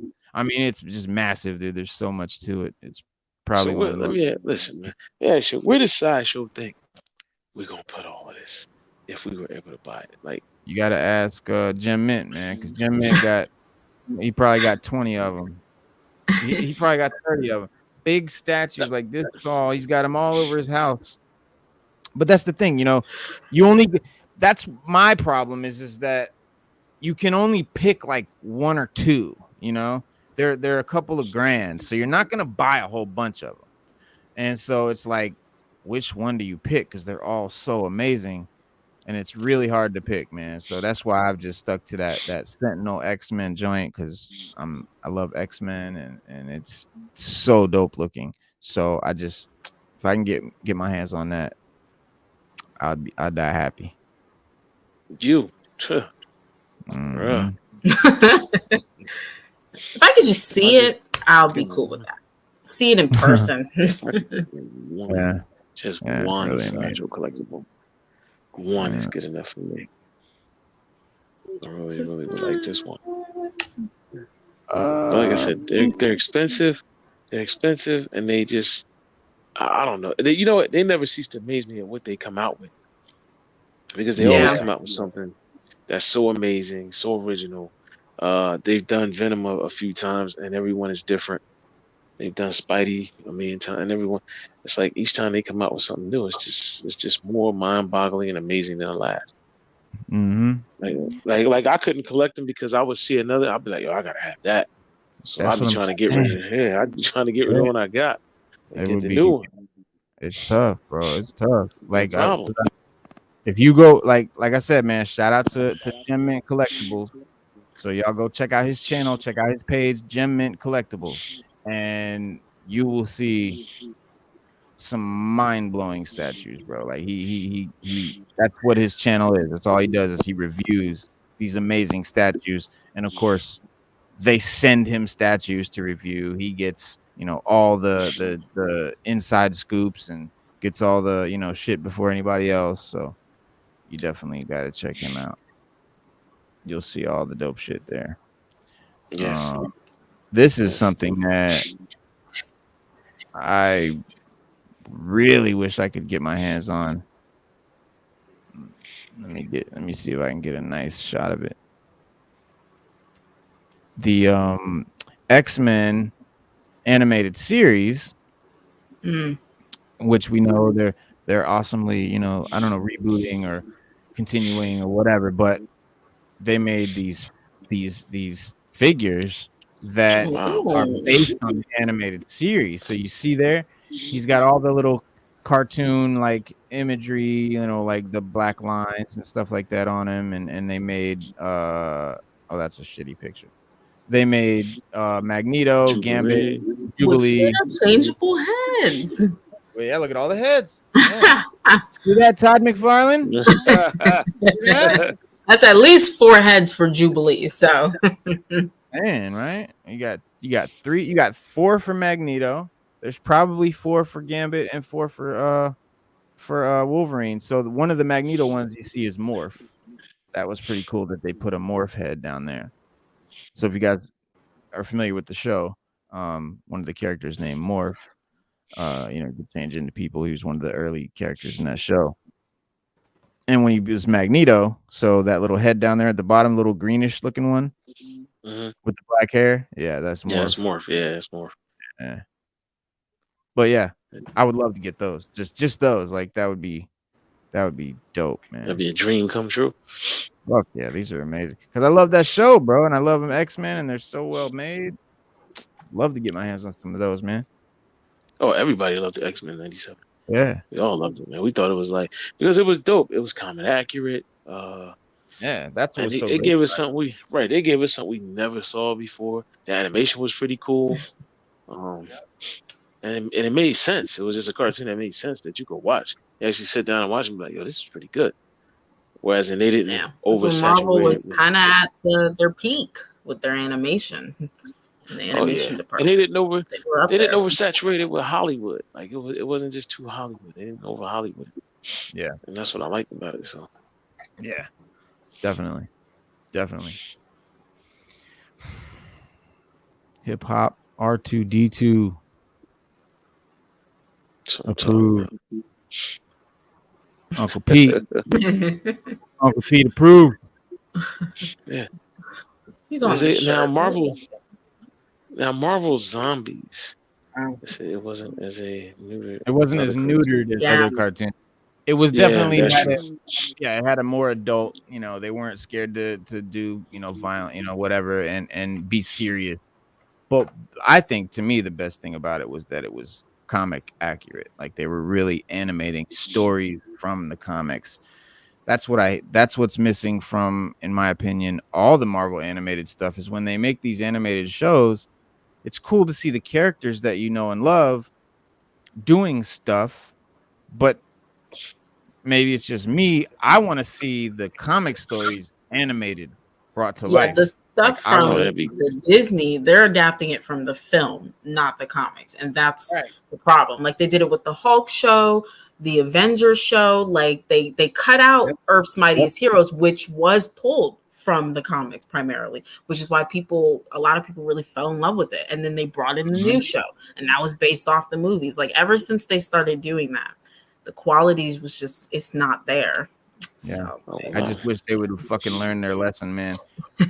Stick to the source material, guys. Stick to the source material. It's what made it popular. Gonna happen. Hollywood has a formula, and they're gonna stick to it, man. Until the day it dies. Until somebody gets in there and says, you know what, we're gonna do this instead. Yeah, and they're losing money, But as long as they're making money, they're good. But as long as but if they lose money, then they'll change. And I think that they're gonna lose money, and I think they have been losing money. And so I think that they're gonna learn. I just hope they learn before we get the X-Men movie. We'll see. Listen, you and a few million other people want to see a good X-Men movie, so yeah, you're not alone. You're not alone in that. No, not at all. Not at all. Not at all. Diamond Onyx. Onyx 60. Peace. Peace, Diamond Onyx. Yeah, they. But as far as these movies are concerned, and this Marvel Phase 5, man, listen, I'm excited, man. I really am. But I'm with Sada. In the next 2-3 years, we're gonna get this much content. It's a lot. I'm worried. But Sada, they need it. Sada, they need it though, because we have nothing right now. And that's everybody's biggest complaint right now. They're like, all right, we got Disney Plus, but we haven't really got anything. The shows are very few and far in between. Not that they're non-existent. They make them, and then we got. I think they've had a lot of so long. We got to wait almost a year for something else. Like fucking 6 episodes. It's like, and then it's over. Right. And we wait another year. Right. Yeah, it's not good. And Star Wars is a perfect example of that. Yeah, Star Wars takes the cake. They really. I mean, when you talk about, feeling like you've been robbed and bamboozled. Yeah. You guys just look at the Star Wars series. Yeah. And this is the crazy part. Disney raised the price of Disney Plus Yeah, by $1 that's the crazy part. You raising after the its price first for year. this? Oh, that's Right. crazy. Yeah, you want to lose subscriptions, you keep it up. Mm-hmm. So, They're trying to rival Netflix for I raising mean, prices. yeah, I know a lot of people are, but Netflix. I will say one thing: when Netflix does it, they do it right. They don't lollygag. They don't pull no punches. When they did Daredevil right. They did Yeah. Daredevil right. They did Luke Cage. They did it Punisher. right. Punisher. They did it. Oh wow. You don't like it, but I did. I We're love gonna it. skip over Punisher, I but like they did okay with Punisher. Punisher, I tuned out of that one. I'm not gonna lie to season you. 2. I didn't go for. I didn't go for season 2, but season 1 and the way the character was Season portrayed 1 was great. I would have loved to see a lot more violence and maybe some more costume, but yeah, it was played. The character, I think, by what's his name? What's his name? Bro, fuck, the guy that plays Punisher. Punisher. That's my man from Can I fucking think of his name right now? Last But name starts anyway, with B, I think. yeah, Walking Dead guy played. Wow. But yeah, still so stupid. Yeah, so I think he played. Yeah, John Bernthal. Yeah. Bernthal. Thanks, Lito's Way. Thank you, Lito's Way. Jesus Christ, you're right. It's Bernthal. Yes, you're right. You thought correct. Yeah, it's John Bernthal. Lito's Way. Yeah, and that's It's and Bernthal. he killed it. But so they also introduced a new character at Comic-Con. I don't really know what it's all about, but this is the new character that Marvel is introducing. It's called Hallows Eve. Is she friend or foe? Yeah. Definitely a Is she gonna Halloween. teeter the line? Is that We'll real? see. Is that real? That's it. Halloween art by Ed McGuinness. Odds are she will appear in Marvel. That's a weird name. It is. It's probably will come out around Halloween. But that's still Look out! It's Hallows Eve. Yeah, All Hallows Eve is the classic Christian name for what is now Halloween. Presumably, the main character is called Eve, and I don't know, if she comes from the town of Hollow, but she's Hallows Eve. That's kind of the name that American towns get. But she does, however, appear to be rocking an image not too dissimilar from the Spider-Man villain Hobgoblin, or Spider-Gwen. She could be a Hobgoblin parallel. Yeah, like she could be a Hobgoblin parallel for Spider-Gwen. Yeah. Spider-Gwen's Hobgoblin or something. Who knows? That would make sense. Yikes. Yeah. I think they're doing it because they want. I think they want to do a Spider-Gwen. I think they want to do a live action Spider-Gwen movie. Man, if you read Spider-Gwen comics, she doesn't really have a lot in the Rogues Gallery. No. Yeah. So they're probably going to do what they usually do, siphon from other established rogues galleries and flip it around a little bit, be a little lazy, and there you go. So, Yeah. It's a lot better than Safe Space and Grandpa's Internet Gas. And Dora the Explorer, Chubby Dora. And Hannah Montana. We've seen worse. We've seen worse characters. Yes, Marvel. we've seen Hannah Montana. So, yeah, we've seen some bad stuff. We've seen the worst. Yeah. Well, I can't wait for X People. I can't wait for Fantastic Four. X People. I think She-Hulk's gonna be big. I can't wait to watch that. Daredevil, I'm really excited. I'm really excited for Daredevil. Yes. And I love the fact that he's wearing the red and burgundy, the red and yellow shit. He's gonna have some yellow in his costume. You remember how the old Daredevil costume was yellow? Mm-hmm. Yeah. That was a long time ago. Yeah. Well, in that final scene where they show his suit, like some of his armbands and stuff were that yellow, and you could see some like yellow trim. So I'm excited to see the new costume for sure. And Marvel unveiled the trailer for Secret Invasion at Comic-Con, which I haven't seen the trailer yet. Me either. I haven't seen Is that the one that's going to be a TV show or a movie? No, Secret Wars is the movie, right? And then Invasion's the TV show? Secret Invasion is the show, I think. Yes. Got it. Okay. Yes. I actually don't mind that it's a show. I think that works. Yeah, because it's going to be, the Skrulls and because you have to address that because of the Captain. Yeah, because of the Captain Marvel movie. You have to address that. Yeah, and Spider-Man too. And the Spider-Man movie was Far From Home, right? Yeah. They've yet to address that. That's right. Holy smokes. Yeah, and Talos helped, Captain Marvel. Samuel L. Jackson scratched up as Nick Fury, comes out of a spaceship to meet Kobe Smulders' Maria Hill. So he comes out to meet Maria Hill at a bar, who has tried to contact Fury unsuccessfully in the past. She claims that he's been avoiding Earth for years and asks why he chose to come back now. He explains that this situation warranted his attention. And in the upcoming series, Fury returns to Earth to deal with a faction of shape-shifting Skrulls who have been infiltrating Earth for years. And he has an intense conversation with Ben Mendelsohn's Talos, a Skrull he helped in Captain Marvel. He said, "You've got to be careful, Fury," says the human version of Talos, who teams up with Fury to stop the Skrull invasion. Another shot, Fury is sitting down with Don Cheadle's James Rhodes, who is surrounded by men in black suits. And then Nick Fury says to him, "How much do you know about your security detail?" And then there's also a shot of Olivia Colman in an authority figure role to Fury, almost like Bond's M, saying, "You're in no shape for this, Fury." And then Ben Kingsley, Emilia Clarke, Regé Jean Page, and Christopher McDonald will also be starring in the series, with Martin Freeman making his appearance as his character from Black Panther, Everett K. Ross.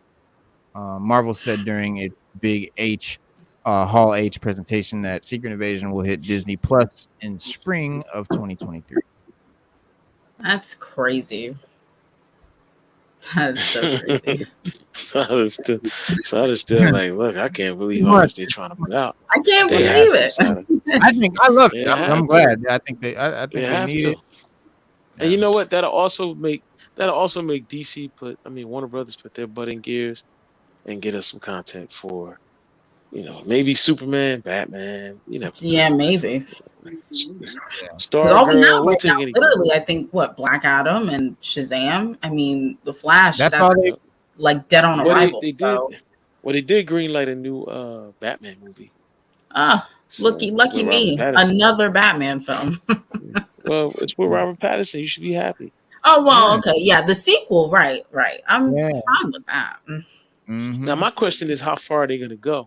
Because this one was year 2, which I loved. I loved that. Like, I went back and watched that movie. There's a lot of things, if you're not really paying attention or you're not a Batman fan, you miss when you watching that movie. Like, it's very, very, very. It was done very well. I can't say anything bad about that movie. I don't care. I don't care what anybody said about it being 3 hours. I was thoroughly. That's my favorite for 3 hours. It's my favorite Batman movie, straight up. Yeah. The only way they show you how he evolved, because you notice like he missed a lot of little things that he wouldn't have missed as a seasoned Batman, and that all came with experience. Right now. I think we needed that. We really needed a Batman who was not in his prime yet and still figuring things out. I feel like that was really needed for the character. It was kind of refreshing, and I'm really glad that we got it. Yeah, they did it in Dark Knight, but it wasn't nearly to the level of this. Yeah, no, it wasn't. It wasn't at all. It wasn't done well. It can't even. Bruce was still. I think he was still very experienced in Dark Knight. I mean, compared to this one. So for sure. Yeah, Dark Knight made it seem like he went straight from Ra's al Ghul's training to being Batman in Gotham, and he was already a Batman, pro. yeah. But That's true. no.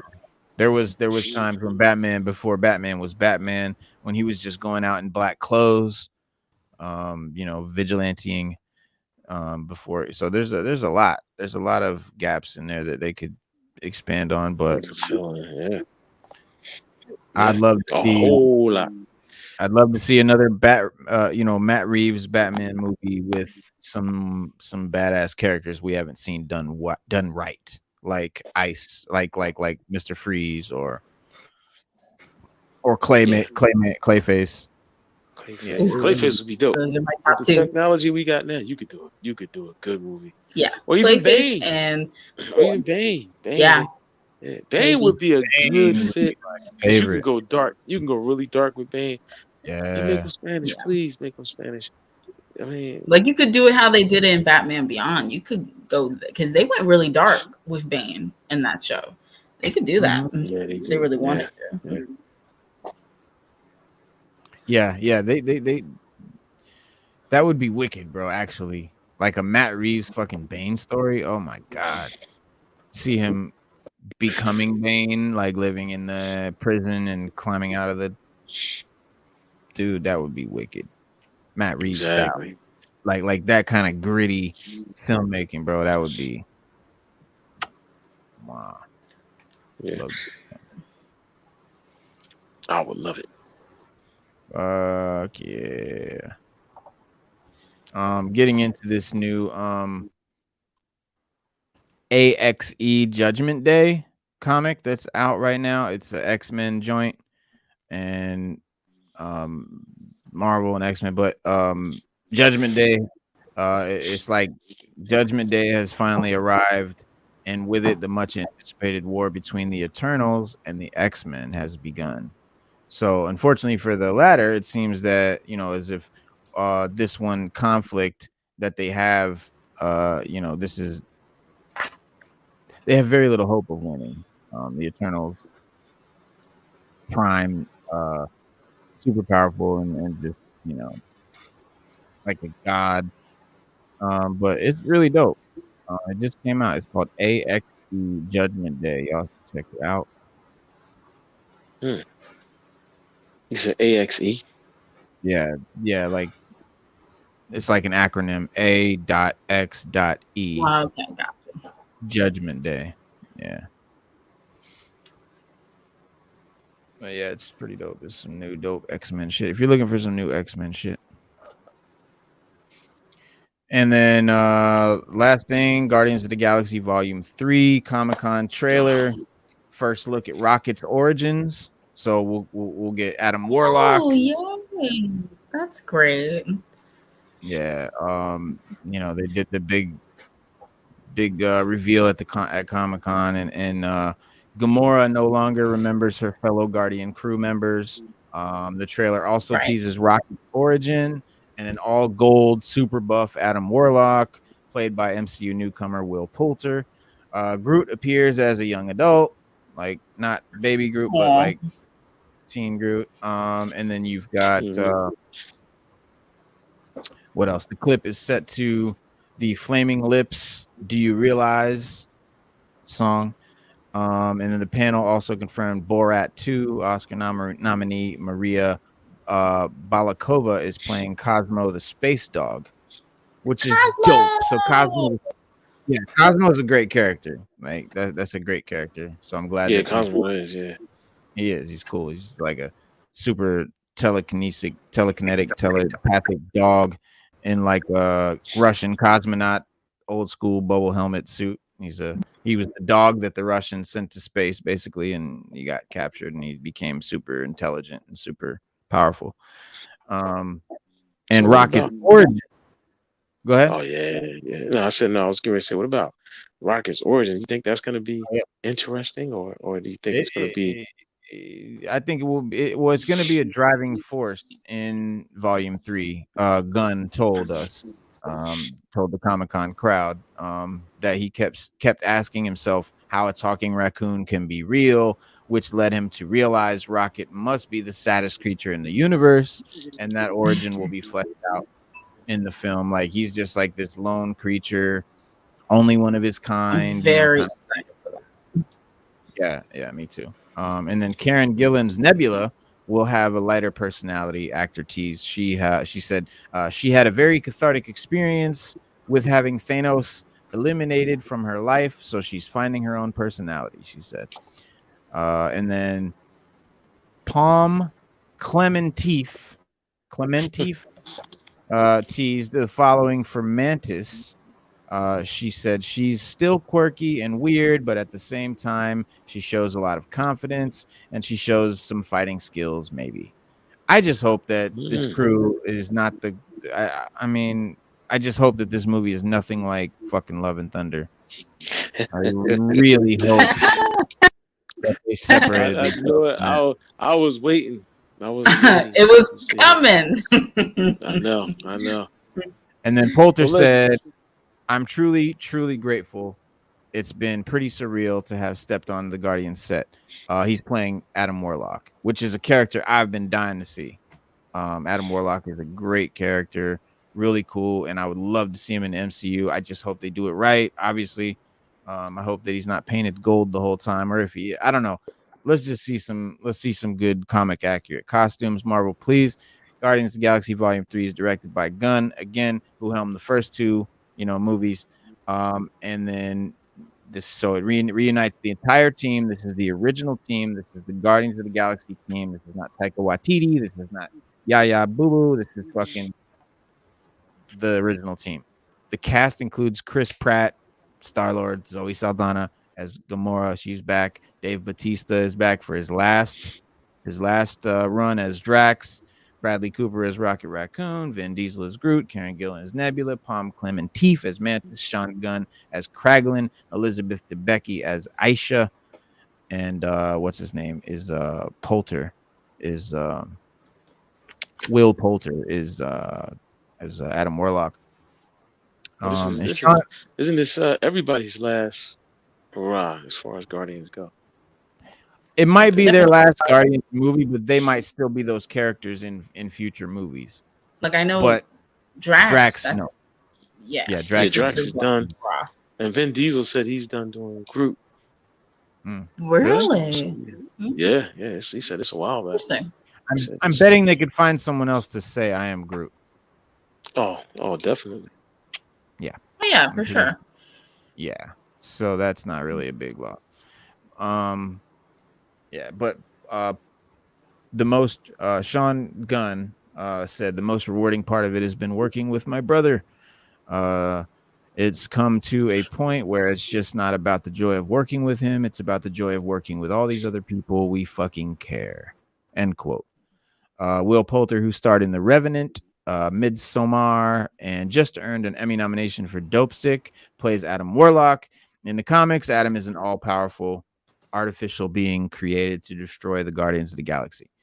Also among the cast is Chuck Iwuji, who worked with Gunn on his Peacemaker series, which was super cool. And then Danelia Melikor, who played Ratcatcher 2 in Gunn's Suicide Squad, the last one. And then Guardians of the Galaxy most recently appeared in the opening to Taika Waititi's Thor Love and Thunder. After Thor and the Guardians teamed up in Avengers Infinity War and Avengers Endgame, they kept traveling together to, help save various alien worlds from threats. But Thor eventually splits off on his own mission. And it's taken a while to get the third Guardians of the Galaxy movie made. Back in 2018, Disney fired Gunn after controversial Twitter posts resurfaced, only to rehire him a few months later after he apologized. Real fucking important. But years old. Comic cancel culture, like whatever. Yeah, well, we know how they get down. Yeah, we don't. So what about Thunderbolts? What do you guys think about Thunderbolts? And who are going to be the villains? Because this is the MCU's version of Suicide Squad. Pretty much, yeah. That's one of the two that I am the least excited about. That one and Agatha Show, whatever that is. I don't. Yeah. Oh yeah, Agatha. A lot of people feel the same way you do, Sato, on that one. Yeah. They're like, well, how could that even be interesting? You know what everybody I think? Keeps saying. I think the actress that plays Agatha is a great comedic actress. She's a great actress. She's really good, and she's done a lot of good shit. I think that show is not going to be so much for us hardcore Marvel comic fans. It's going to be for the average casual fan who just wants a cool TV show to watch about something interesting and funny. It's not going to be a big comic fan grab. I don't think it's meant to be. Will they replace Ross with a CGI Red Hulk? I mean, the Red Hulk CGI. Well, yeah, Red Hulk's CGI anyway, so they don't have to replace that. But as far as Ross, the human version, his human form, they'll have to replace. Yeah, they'll either recast. They could recast. Yeah, they could replace, or they could give him a funeral and just have it be the other general in the comics that becomes Red Hulk also. So there's a couple of ways they could go. I hope they just recast. So many times. Because we want Thunderbolt Ross. I mean, Thunderbolt Ross is why they're the Thunderbolts, so it'd be kind of stupid. But yeah, I think, like you said, it's Marvel's Suicide Squad, so it's got the potential. I just hope they play it right. I hope they play it. I hope they don't play it like, like these are good guys or whatever. I mean, it's Thunderbolts. That's exactly how they're gonna play it. I mean, think about the roster. I mean, who literally the pool is gonna be who Ross, which he could probably be maybe a little anti-hero, but the pool is gonna be Yelena, who's basically a hero, like a redeemed hero. Who else? Zemo, basically in the same space. Yep. Oh, who? U.S. Agent, same space. Who else? I don't know of anyone else so far who could fit that team, but I think that's the route they're gonna go, and that's not really interesting to me. But we'll see. They could do something totally different. Yeah, you got a couple. Yeah, because you got Baron Zemo and you got U.S. Agent. Maybe we might get Rock. I don't know. You gotta have Rock, and yeah, Norrin, I think he is. He's stuck in his form. So I don't. It actually would be pretty easy for them to do that. Yeah, that would be cool if they did it like that. If you were just stuck there. Yeah. Yeah, and they could just CGI and make it Thunderbolt. Ross. So yeah, that'd be good. That'd be a good way to do it. Yeah, I mean, well, Hollywood ain't that smart. I'm just gonna keep saying it. That's it. I'm just gonna say it. We gotta wait. We'll talk about it. Right? Because I mean, I feel we should have been got Rock. I think we should have been got Rock. Like, yeah. Just like with Superman, they won't. We keep getting Zod, keep getting Lex Luthor. They won't give us. I mean, I guess they thought they were doing something new and different when they gave us Alexander Luthor. But I mean, yeah. All right, guys. Because I think Hollywood looks at it as the brain versus brawn type thing with Superman and Luthor. Yeah. But it's been done. It's been done. Yeah, it's tired. Right, it's been done. Right. If you listen, the problem with Superman's rogues gallery isn't like that interesting tholl. But I think his rogues gallery is pretty interesting because they just haven't utilized it. That's why. Who is? Let's name his villains. Livewire. Tallow. Who? Livewire. Tallow. Lex Luthor. Who else? Zod. Let's see. Who else? Ursa. Mr. Mexa. Ursa. Whatever his name is. Mexa. Yeah, Ursa. And what's the other guys? Nog or Nam or whatever they call him. Yeah, I know who you're talking about. I'm not hearing anybody that I'm like really. I don't really know much about. Like they're not really popular. You got one. Brainiac. They've never done Brainiac. They've never Brainiac. Like that's Brainiac. So crazy that they've never done Brainiac. Like on the big screen. Brainiac. Yeah, Brainiac. It's insane. They've never done Bizarro. Yeah, never done Bizarro either. I mean, they did it on the TV show recently. Yeah. I think that was in the newest season, but that's the first time. Right. We could have got Hank Henshaw. Could have got Hank Henshaw. Yeah. I think Brainiac. Supergirl, I think. If it's not Darkseid, it's Brainiac. Because Darkseid is my favorite. But Mongol's great. Mongol goes toe. He goes toe to toe with Superman. Great. Yeah, yes, he does. Yeah, bro. We got Yeah. Lobo. You could have gave Yep. us a Lobo Lobo. Superman. One Yeah, shot. Ultra Humanite. Yep. Ultra Forgot Humanite. about him, Yeah. too. Yeah. Yeah. He's got an But I extensive don't. work Nah, salary. that's more of a flash. Ultra Humanite is more of a Flash villain. He's more of a Really? Flash villain. Yeah, he's more of a you're Flash not. villain. Maybe. Yeah, yeah. He was Superman's Now, first villain, right? Manchester Black, but he's still a Flash rogue. He's still a Flash rogue. I think they could. I think it could go in between. For It was me. Manchester Black, Yeah. Ultraman, Yeah. Superboy Prime. Now that would be because you could actually do like a, Superman Elseworld type. And he goes to that'd be dope. Silverbane. Ultra Humanite is a gray monkey. Yeah. Yeah. Uh-huh. Yeah. You see, He's like Gorilla Grodd, but He's like Gorilla he's Grodd. like Grodd. Smarter. Yeah, he's like Grodd, yeah. but smart. Yeah. Smarter than Grodd. Yeah, I would say. Yeah. Yeah. I mean, you got Silverbane. You could do Silverbane. Because He's some the of first supervillain played Banshee by be Superman. considered a Superman villain or Yeah. no? Banshee or no? Banshee. I feel like no, but Nah, I wouldn't say like a reoccurring. Yeah. Because some of Flash's rogues gallery fought Superman, like Professor Zoom and Superman when had it. Deathstroke, that's Batman. I mean, Ultra Humanite. I mean, look, we got The Rock now. Give us Black Adam versus Superman. Damn.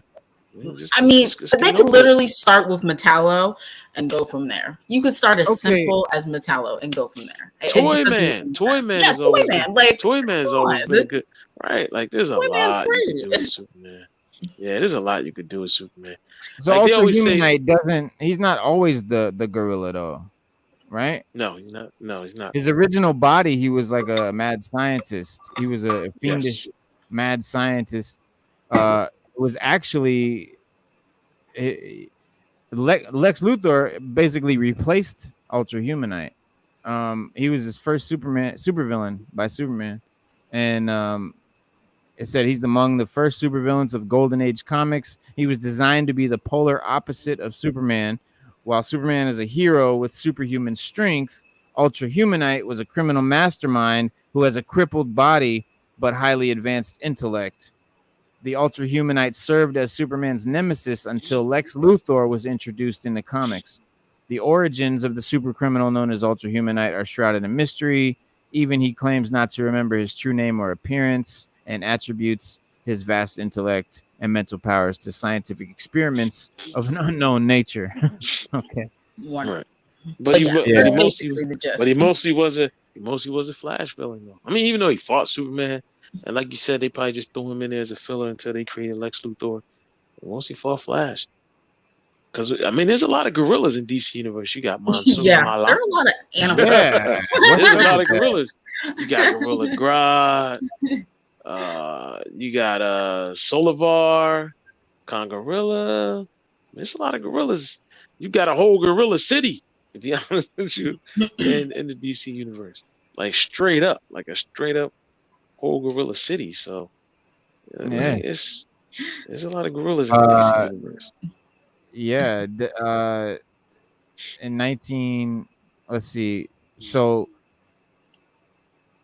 it is revealed that the Ultra Humanite was stricken with a terminal cancer, and in exchange for his loyalty, Per Degaton agreed to provide Humanite a new body for the villain in the form of a rare albino ape from the secret civilization known as Gorilla City. Now, there's a lot. Yeah, there's a lot of gorillas. I mean, they got a whole city. There's a lot of gorillas, bro. There's a whole gorilla. Solivar is the leader of Gorilla City, baby. City. Yeah. And Grodd wants to take over Gorilla City. Yeah. And use the gorillas. Now, Gorilla City. Now, look, this is crazy because Gorilla City is the Wakanda of the DC universe. Yep. That's fucked up. That's fucked up. Yeah, because but it is. Gorilla City is a hidden city populated by super intelligent gorillas, home of Solivar and Gorilla Grodd, located in Africa. Yep. So it's not really Wakanda because it's super intelligent gorillas. And no, it's a bite off. It's not Wakanda. It's not Wakanda. No, it's a bite off. It's very similar. It is very similar to Wakanda. in the Yeah, DC it's the universe. same Like thing. that's the Technology DC. Yeah, that's and the shit, yeah. right. They have advanced technology. Yeah. They're hidden behind a They shrouded hate humans. cloak that can't be penetrated or Hate missed. the You outside don't know world. what's at. Right. They don't. Yeah. They don't mix with the outside world. They're smarter than Yeah. humans. I mean, Yeah. and they're technologically advanced. So I Wow. mean, it is the Wakanda of the DC universe. Yeah, They didn't give a it's fuck crazy, about being racist. but it's so That's interesting. racist ass shit. Yeah. But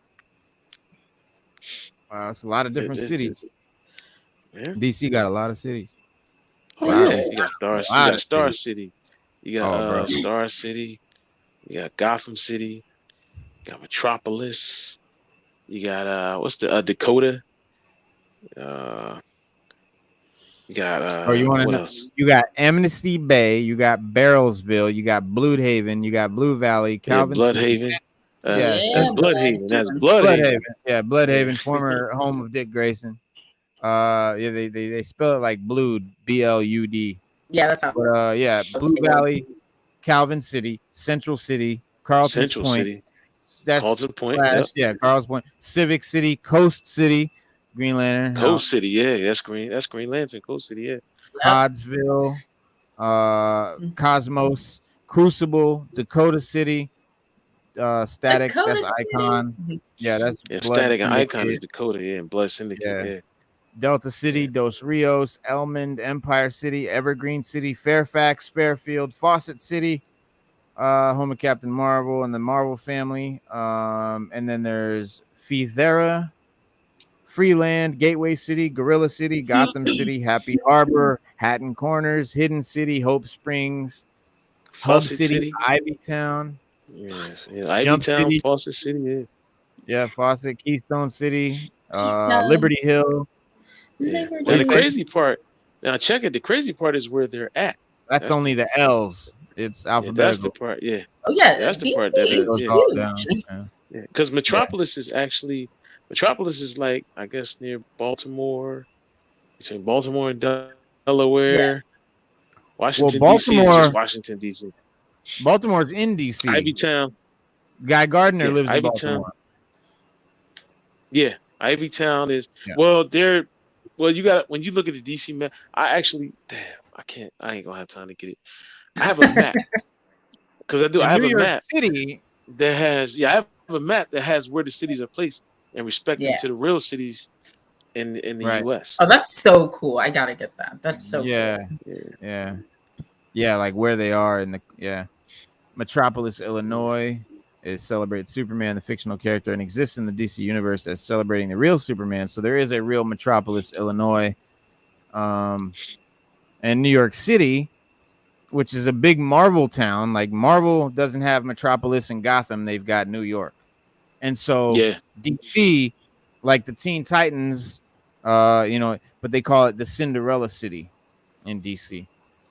But you got Philadelphia, Phoenix, Pittsburgh, San Diego. It's a lot of real cities in DC too. I thought DC did strictly made up cities because they have No, so many no, made sir. up cities. No, sir. I Like didn't know Dr. that. Fate is in Nevada somewhere. Yeah, At the somewhere. bottom of the, he's somewhere in Nevada. Booster Gold is from like Arizona somewhere, Phoenix. Really? Like in that, yeah. The Teen Titans are in San Francisco. Currently, they're in New York. Currently, they're in New York. They need to get back. Oh, to now, yeah. Let's go. Oh, maybe now, yeah. But originally they were on the West Coast. Yeah, San Fran, baby. Yes, sir. Yes, sir. Originally Yeah, they San were- Francisco was the former home base of the Teen Titans, Supergirl, Secret Society, Supervillains, and Power Company, and Zatanna. They currently live in Cinderella City, aka New York City. Seattle Yes, is sir. Green Arrow. New Orleans, St. Roche is Hawkman and Hawkgirl. You got Washington D.C. is Steel. Yeah, he was originally from Washington. That is true. I actually have the first appearance of Steel. I dig that comic out, man. I want to see if it was. I don't remember it, but I want to see if it had like a foil cover or something like that. I think it did. Yeah, I think it did. Yeah. I have a Steel comic, but his first appearance was in the Death of Superman, right? The Return or Yep. the yeah. The Return of Superman. They were trying to replace Superman with one of the 5. Yeah, you had Hank Henshaw, Superboy, Steel, Superboy. Who was the Cyborg, other two? some Cyborg. Hank Henshaw was Cyborg Superman. Yeah. Oh, the Eradicator. Yeah. The Eradicator. Yeah. And I'm trying to. I can't remember who the 5th one was. But I don't know. And they didn't do anything with those characters. They bought them out, and then they just bought Superman back in a black suit. Yeah, that was like kind of a waste. it was like, why would you do this? It was like, why would you do this? And you don't even explore these characters or anything like that. Right, like, come on. They just disappear. Right. A mess. And Derpy Gaming has a great point, and we've said it many times on this show. DC needs to get its animating writers to do their fucking live action, basically, and you know, like you said, storyboard it, plan out the movies, and have the movie writer, you know, and because DC animation, they won't do that. So good. Yeah, but they won't do that because they don't like to listen to anyone but themselves. And wait now a minute, we know why. We know why DC animation is so good. Bruce Timm and his crew. Yes, sir. Yeah. They are in charge of the animation part. That was the deal he made when he got the contract to do. He was like, look, let me do at least one good comic book story a year based on the comics, maybe 2. And I'll do all the animation. I'll do all the stories. His team does it. They do the animation. They do, and he's a really, really, really big fan. He's a big DC fan. Yeah. See, that's what it takes. You gotta be a fan. He doesn't like to listen to the fans. Yeah. So he makes sure, because when you watch some of the DC cartoons, they're so dope. Like you like, yo, like, and then they bring out a lot of characters. Like it's not just the same characters over and over again. Like they introduce some villains that you would be like, oh man, like if you know DC, you'd be like, yo, that's such and such. Or they'll mention somebody, you'd be like, oh, they just mentioned. Yeah, I love it, bro. I love it. Yeah.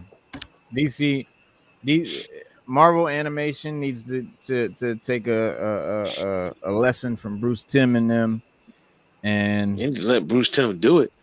Yeah, they do. Yeah, they do. Because Marvel, Marvel animated shit, it's always so childish. It's never good. It's never like from the comics, unless they do the X-Men animated series. It's the only reason I'm so excited for them to bring it back out. But so let's say they bring it out, Reno. Let's say they bring it out, and it's just as childish as stuff we didn't get. Well, no, if it's not like the original, which it's supposed to be, then it doesn't count. Fucking, then it's whatever. Are you sure? Look, Sada, he upset. Look, he's upset. I'm not with it. Like, look, he's like, look. I'm pretty indifferent because I didn't grow up with that Disney one, but subscription right. Yeah, no. Would you cancel? Like, that's my show. Would you cancel your Disney subscription after that, Reno? Probably. Oh. McFarlane HBO Spawn was how it should be done. Yeah. What are you gonna do? Oh, Derpy. No, the rights should not be sold to Disney. We're not that desperate. We're not there yet. Please. No. Please. We don't need that. So they can. Yeah. So you're gonna have a group of greedy mofos hand their rights over to another group. Come on. That's not where we want to be. No, we definitely don't. We definitely don't want to travel down that road. Yeah, definitely. It's bad enough that they wokeified Marvel and Star Wars. We don't need to wokeify DC as well. No, I don't think it would work, man. Because DC's never been afraid to knock down those barriers. Exactly. They've always had openly gay characters. So was Star Wars, but give it to Disney and they'll pile some more on for you because it's just not good enough. It's not enough. But yeah, DC gave you just enough. But the thing I like about DC is they were realistic about it.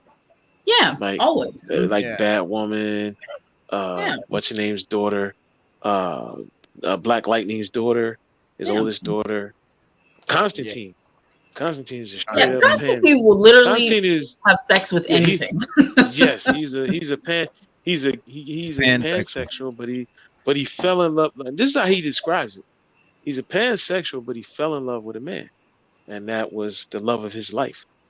Was a man. That was just.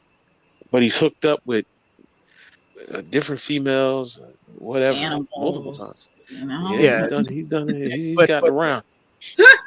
And Star Wars as a franchise, Marvel as a franchise, they've always been very, diverse and always people of color, always women, strong women characters. They've always already done this, and so like it was good enough. I think it was great, and it was evolving organically, and it was natural and it made sense. But they just made it so artificial and so obvious. I'd have to argue against that first point because I think like phase 1 and 2 of the MCU, I don't believe they were that diverse. Not really. I don't think so. No, I don't, because like especially with like the female characters, literally all we had was what we had: Black Widow and Pepper Potts, who were barely made a dent in either phase of the MCU. And that is their fault because they didn't do what they should have done with them. Well, mainly Black Widow.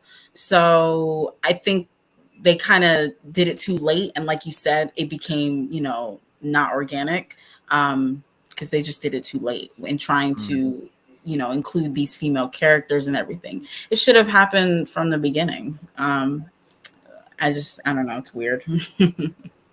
But the first couple phases, I just think, Sada, that they need to.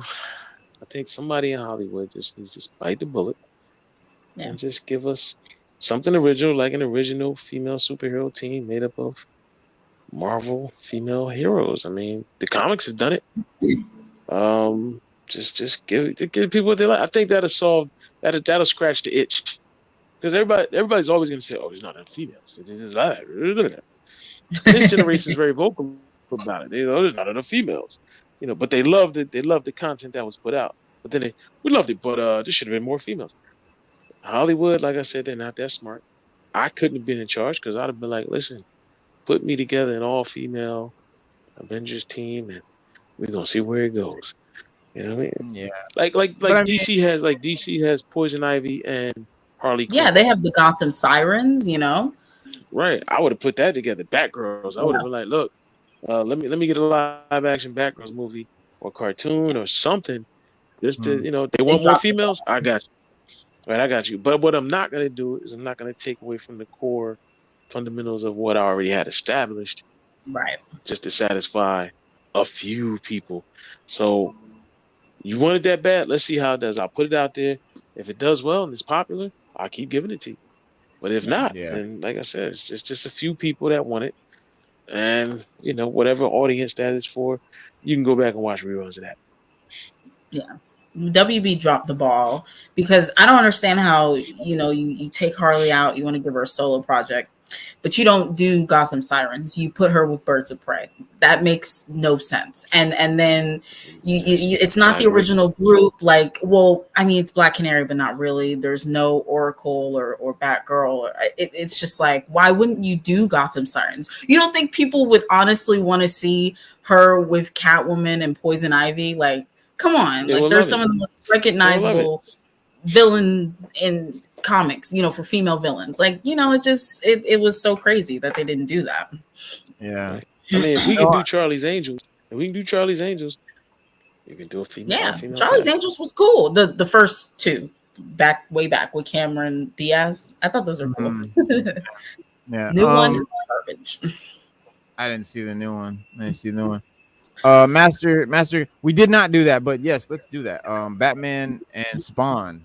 So there was a couple of Batman versus Spawn books back in the day, but during this Friday's DC San Diego Comic-Con panel, Jim Lee and friends, Todd McFarlane appeared to announce that he will be writing a new Batman / Spawn one-shot featuring art by Greg Capullo. So this is That'd very be exciting. dope. That'd be Greg, super dope. hell Greg yeah, bro. Capullo is like listen. He's nice. He's nice. He's nice with Yeah. it. Yeah, so that's happening. And Greg Capullo. Wait a minute. Let's put it in the wrong place. All right, so here's what some of the promo. I don't know if it's promo art or what it is, but that's Greg Capullo's art. You got Batman and Spawn. Nice. It's super dope. And so that's big. The book will mark the third crossover between, the Dark Knight and McFarlane's undead anti-hero. Following 1994's twin one-shot Spawn Batman and Batman Spawn War Devil. The former comic published by Image was penned by Frank Miller with McFarlane on art, while the latter at DC was written by Doug Mensch, Chuck Dixon, and the late Alan Grant, and drawn by Klaus Janson. So Batman Spawn War Devil will be re-released before the new crossover on November 15th, which is very exciting. And then this collaboration between McFarlane and Capullo originally began life in 2006, actually, as Spawn Batman Inner Demons.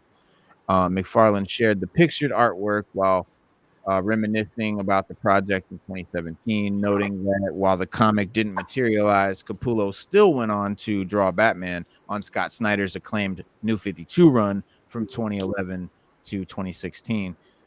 In further DC news, the publisher released their October solicitations featuring a number of titles that were only announced today at Friday at Comic-Con, including Gotham Knights prequel series, the previously announced relaunch of Batman Incorporated, and new issue number ones for the Joker, Static, Punchline, and Renee Montoya.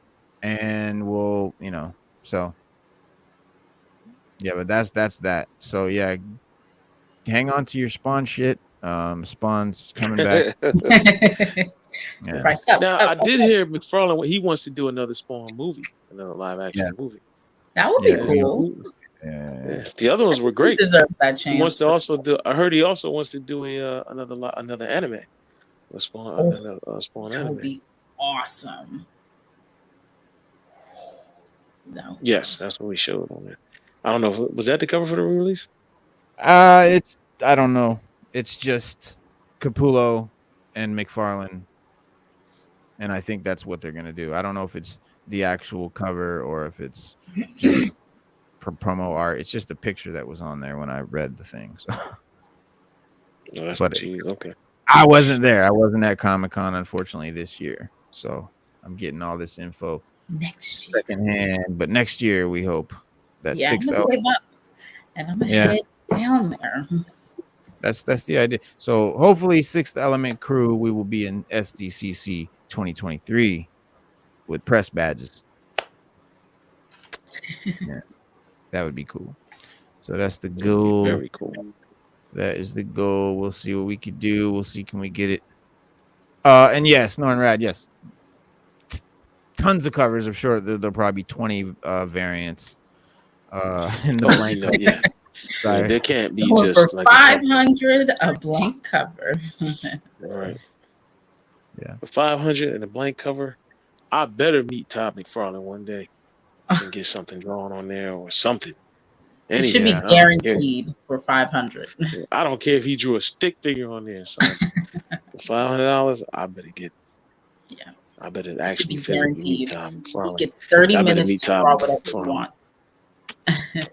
Yes, sir. I wouldn't care what he could draw me a stick figure and give it back to me as long as he signs it. I'm tagging it and slapping because I'll be the only one with a stick figure. Spawn. I mean, that's what they do with the remark. They give you that remark, you get the blank cover, and then they draw like a stick figure on it, and it's worth $300. But yeah. All right, guys. So it is 9:05. We have been rocking for 2.5 hours. and I gotta go eat some dinner. So this is our show, but we'll be back, guys. We'll be back Wednesday at 6:30 p.m. We'll be back Saturday at 6:30 p.m. We'll be back every Monday, Wednesday, and Saturday, 6:30 p.m. Eastern Standard Time. And you can catch me on Instagram too, most of the time at 6th_element_comics, where I sell comics and do live shows and rock with the Madmen of Comics. So you can check us out there. But yeah, guys, that's our joint. Thank you for coming, and we appreciate everybody in the audience, in the what do you call it, in the chat. And please leave us a comment, guys. Leave us a comment in the comment section. If you were in the chat, we appreciate you, but please leave us a comment in the comment section. Really, really, really appreciate those. And we got a new and shout out to Slade Wilson, our newest moderator. Whoa, upgrade. What? Nice. Upgrade. Booyah. All right, y'all. Great show. Peace for media. Thank you, Lito's Way. Peace. Thank you, Lito's Way. Peace. Peace.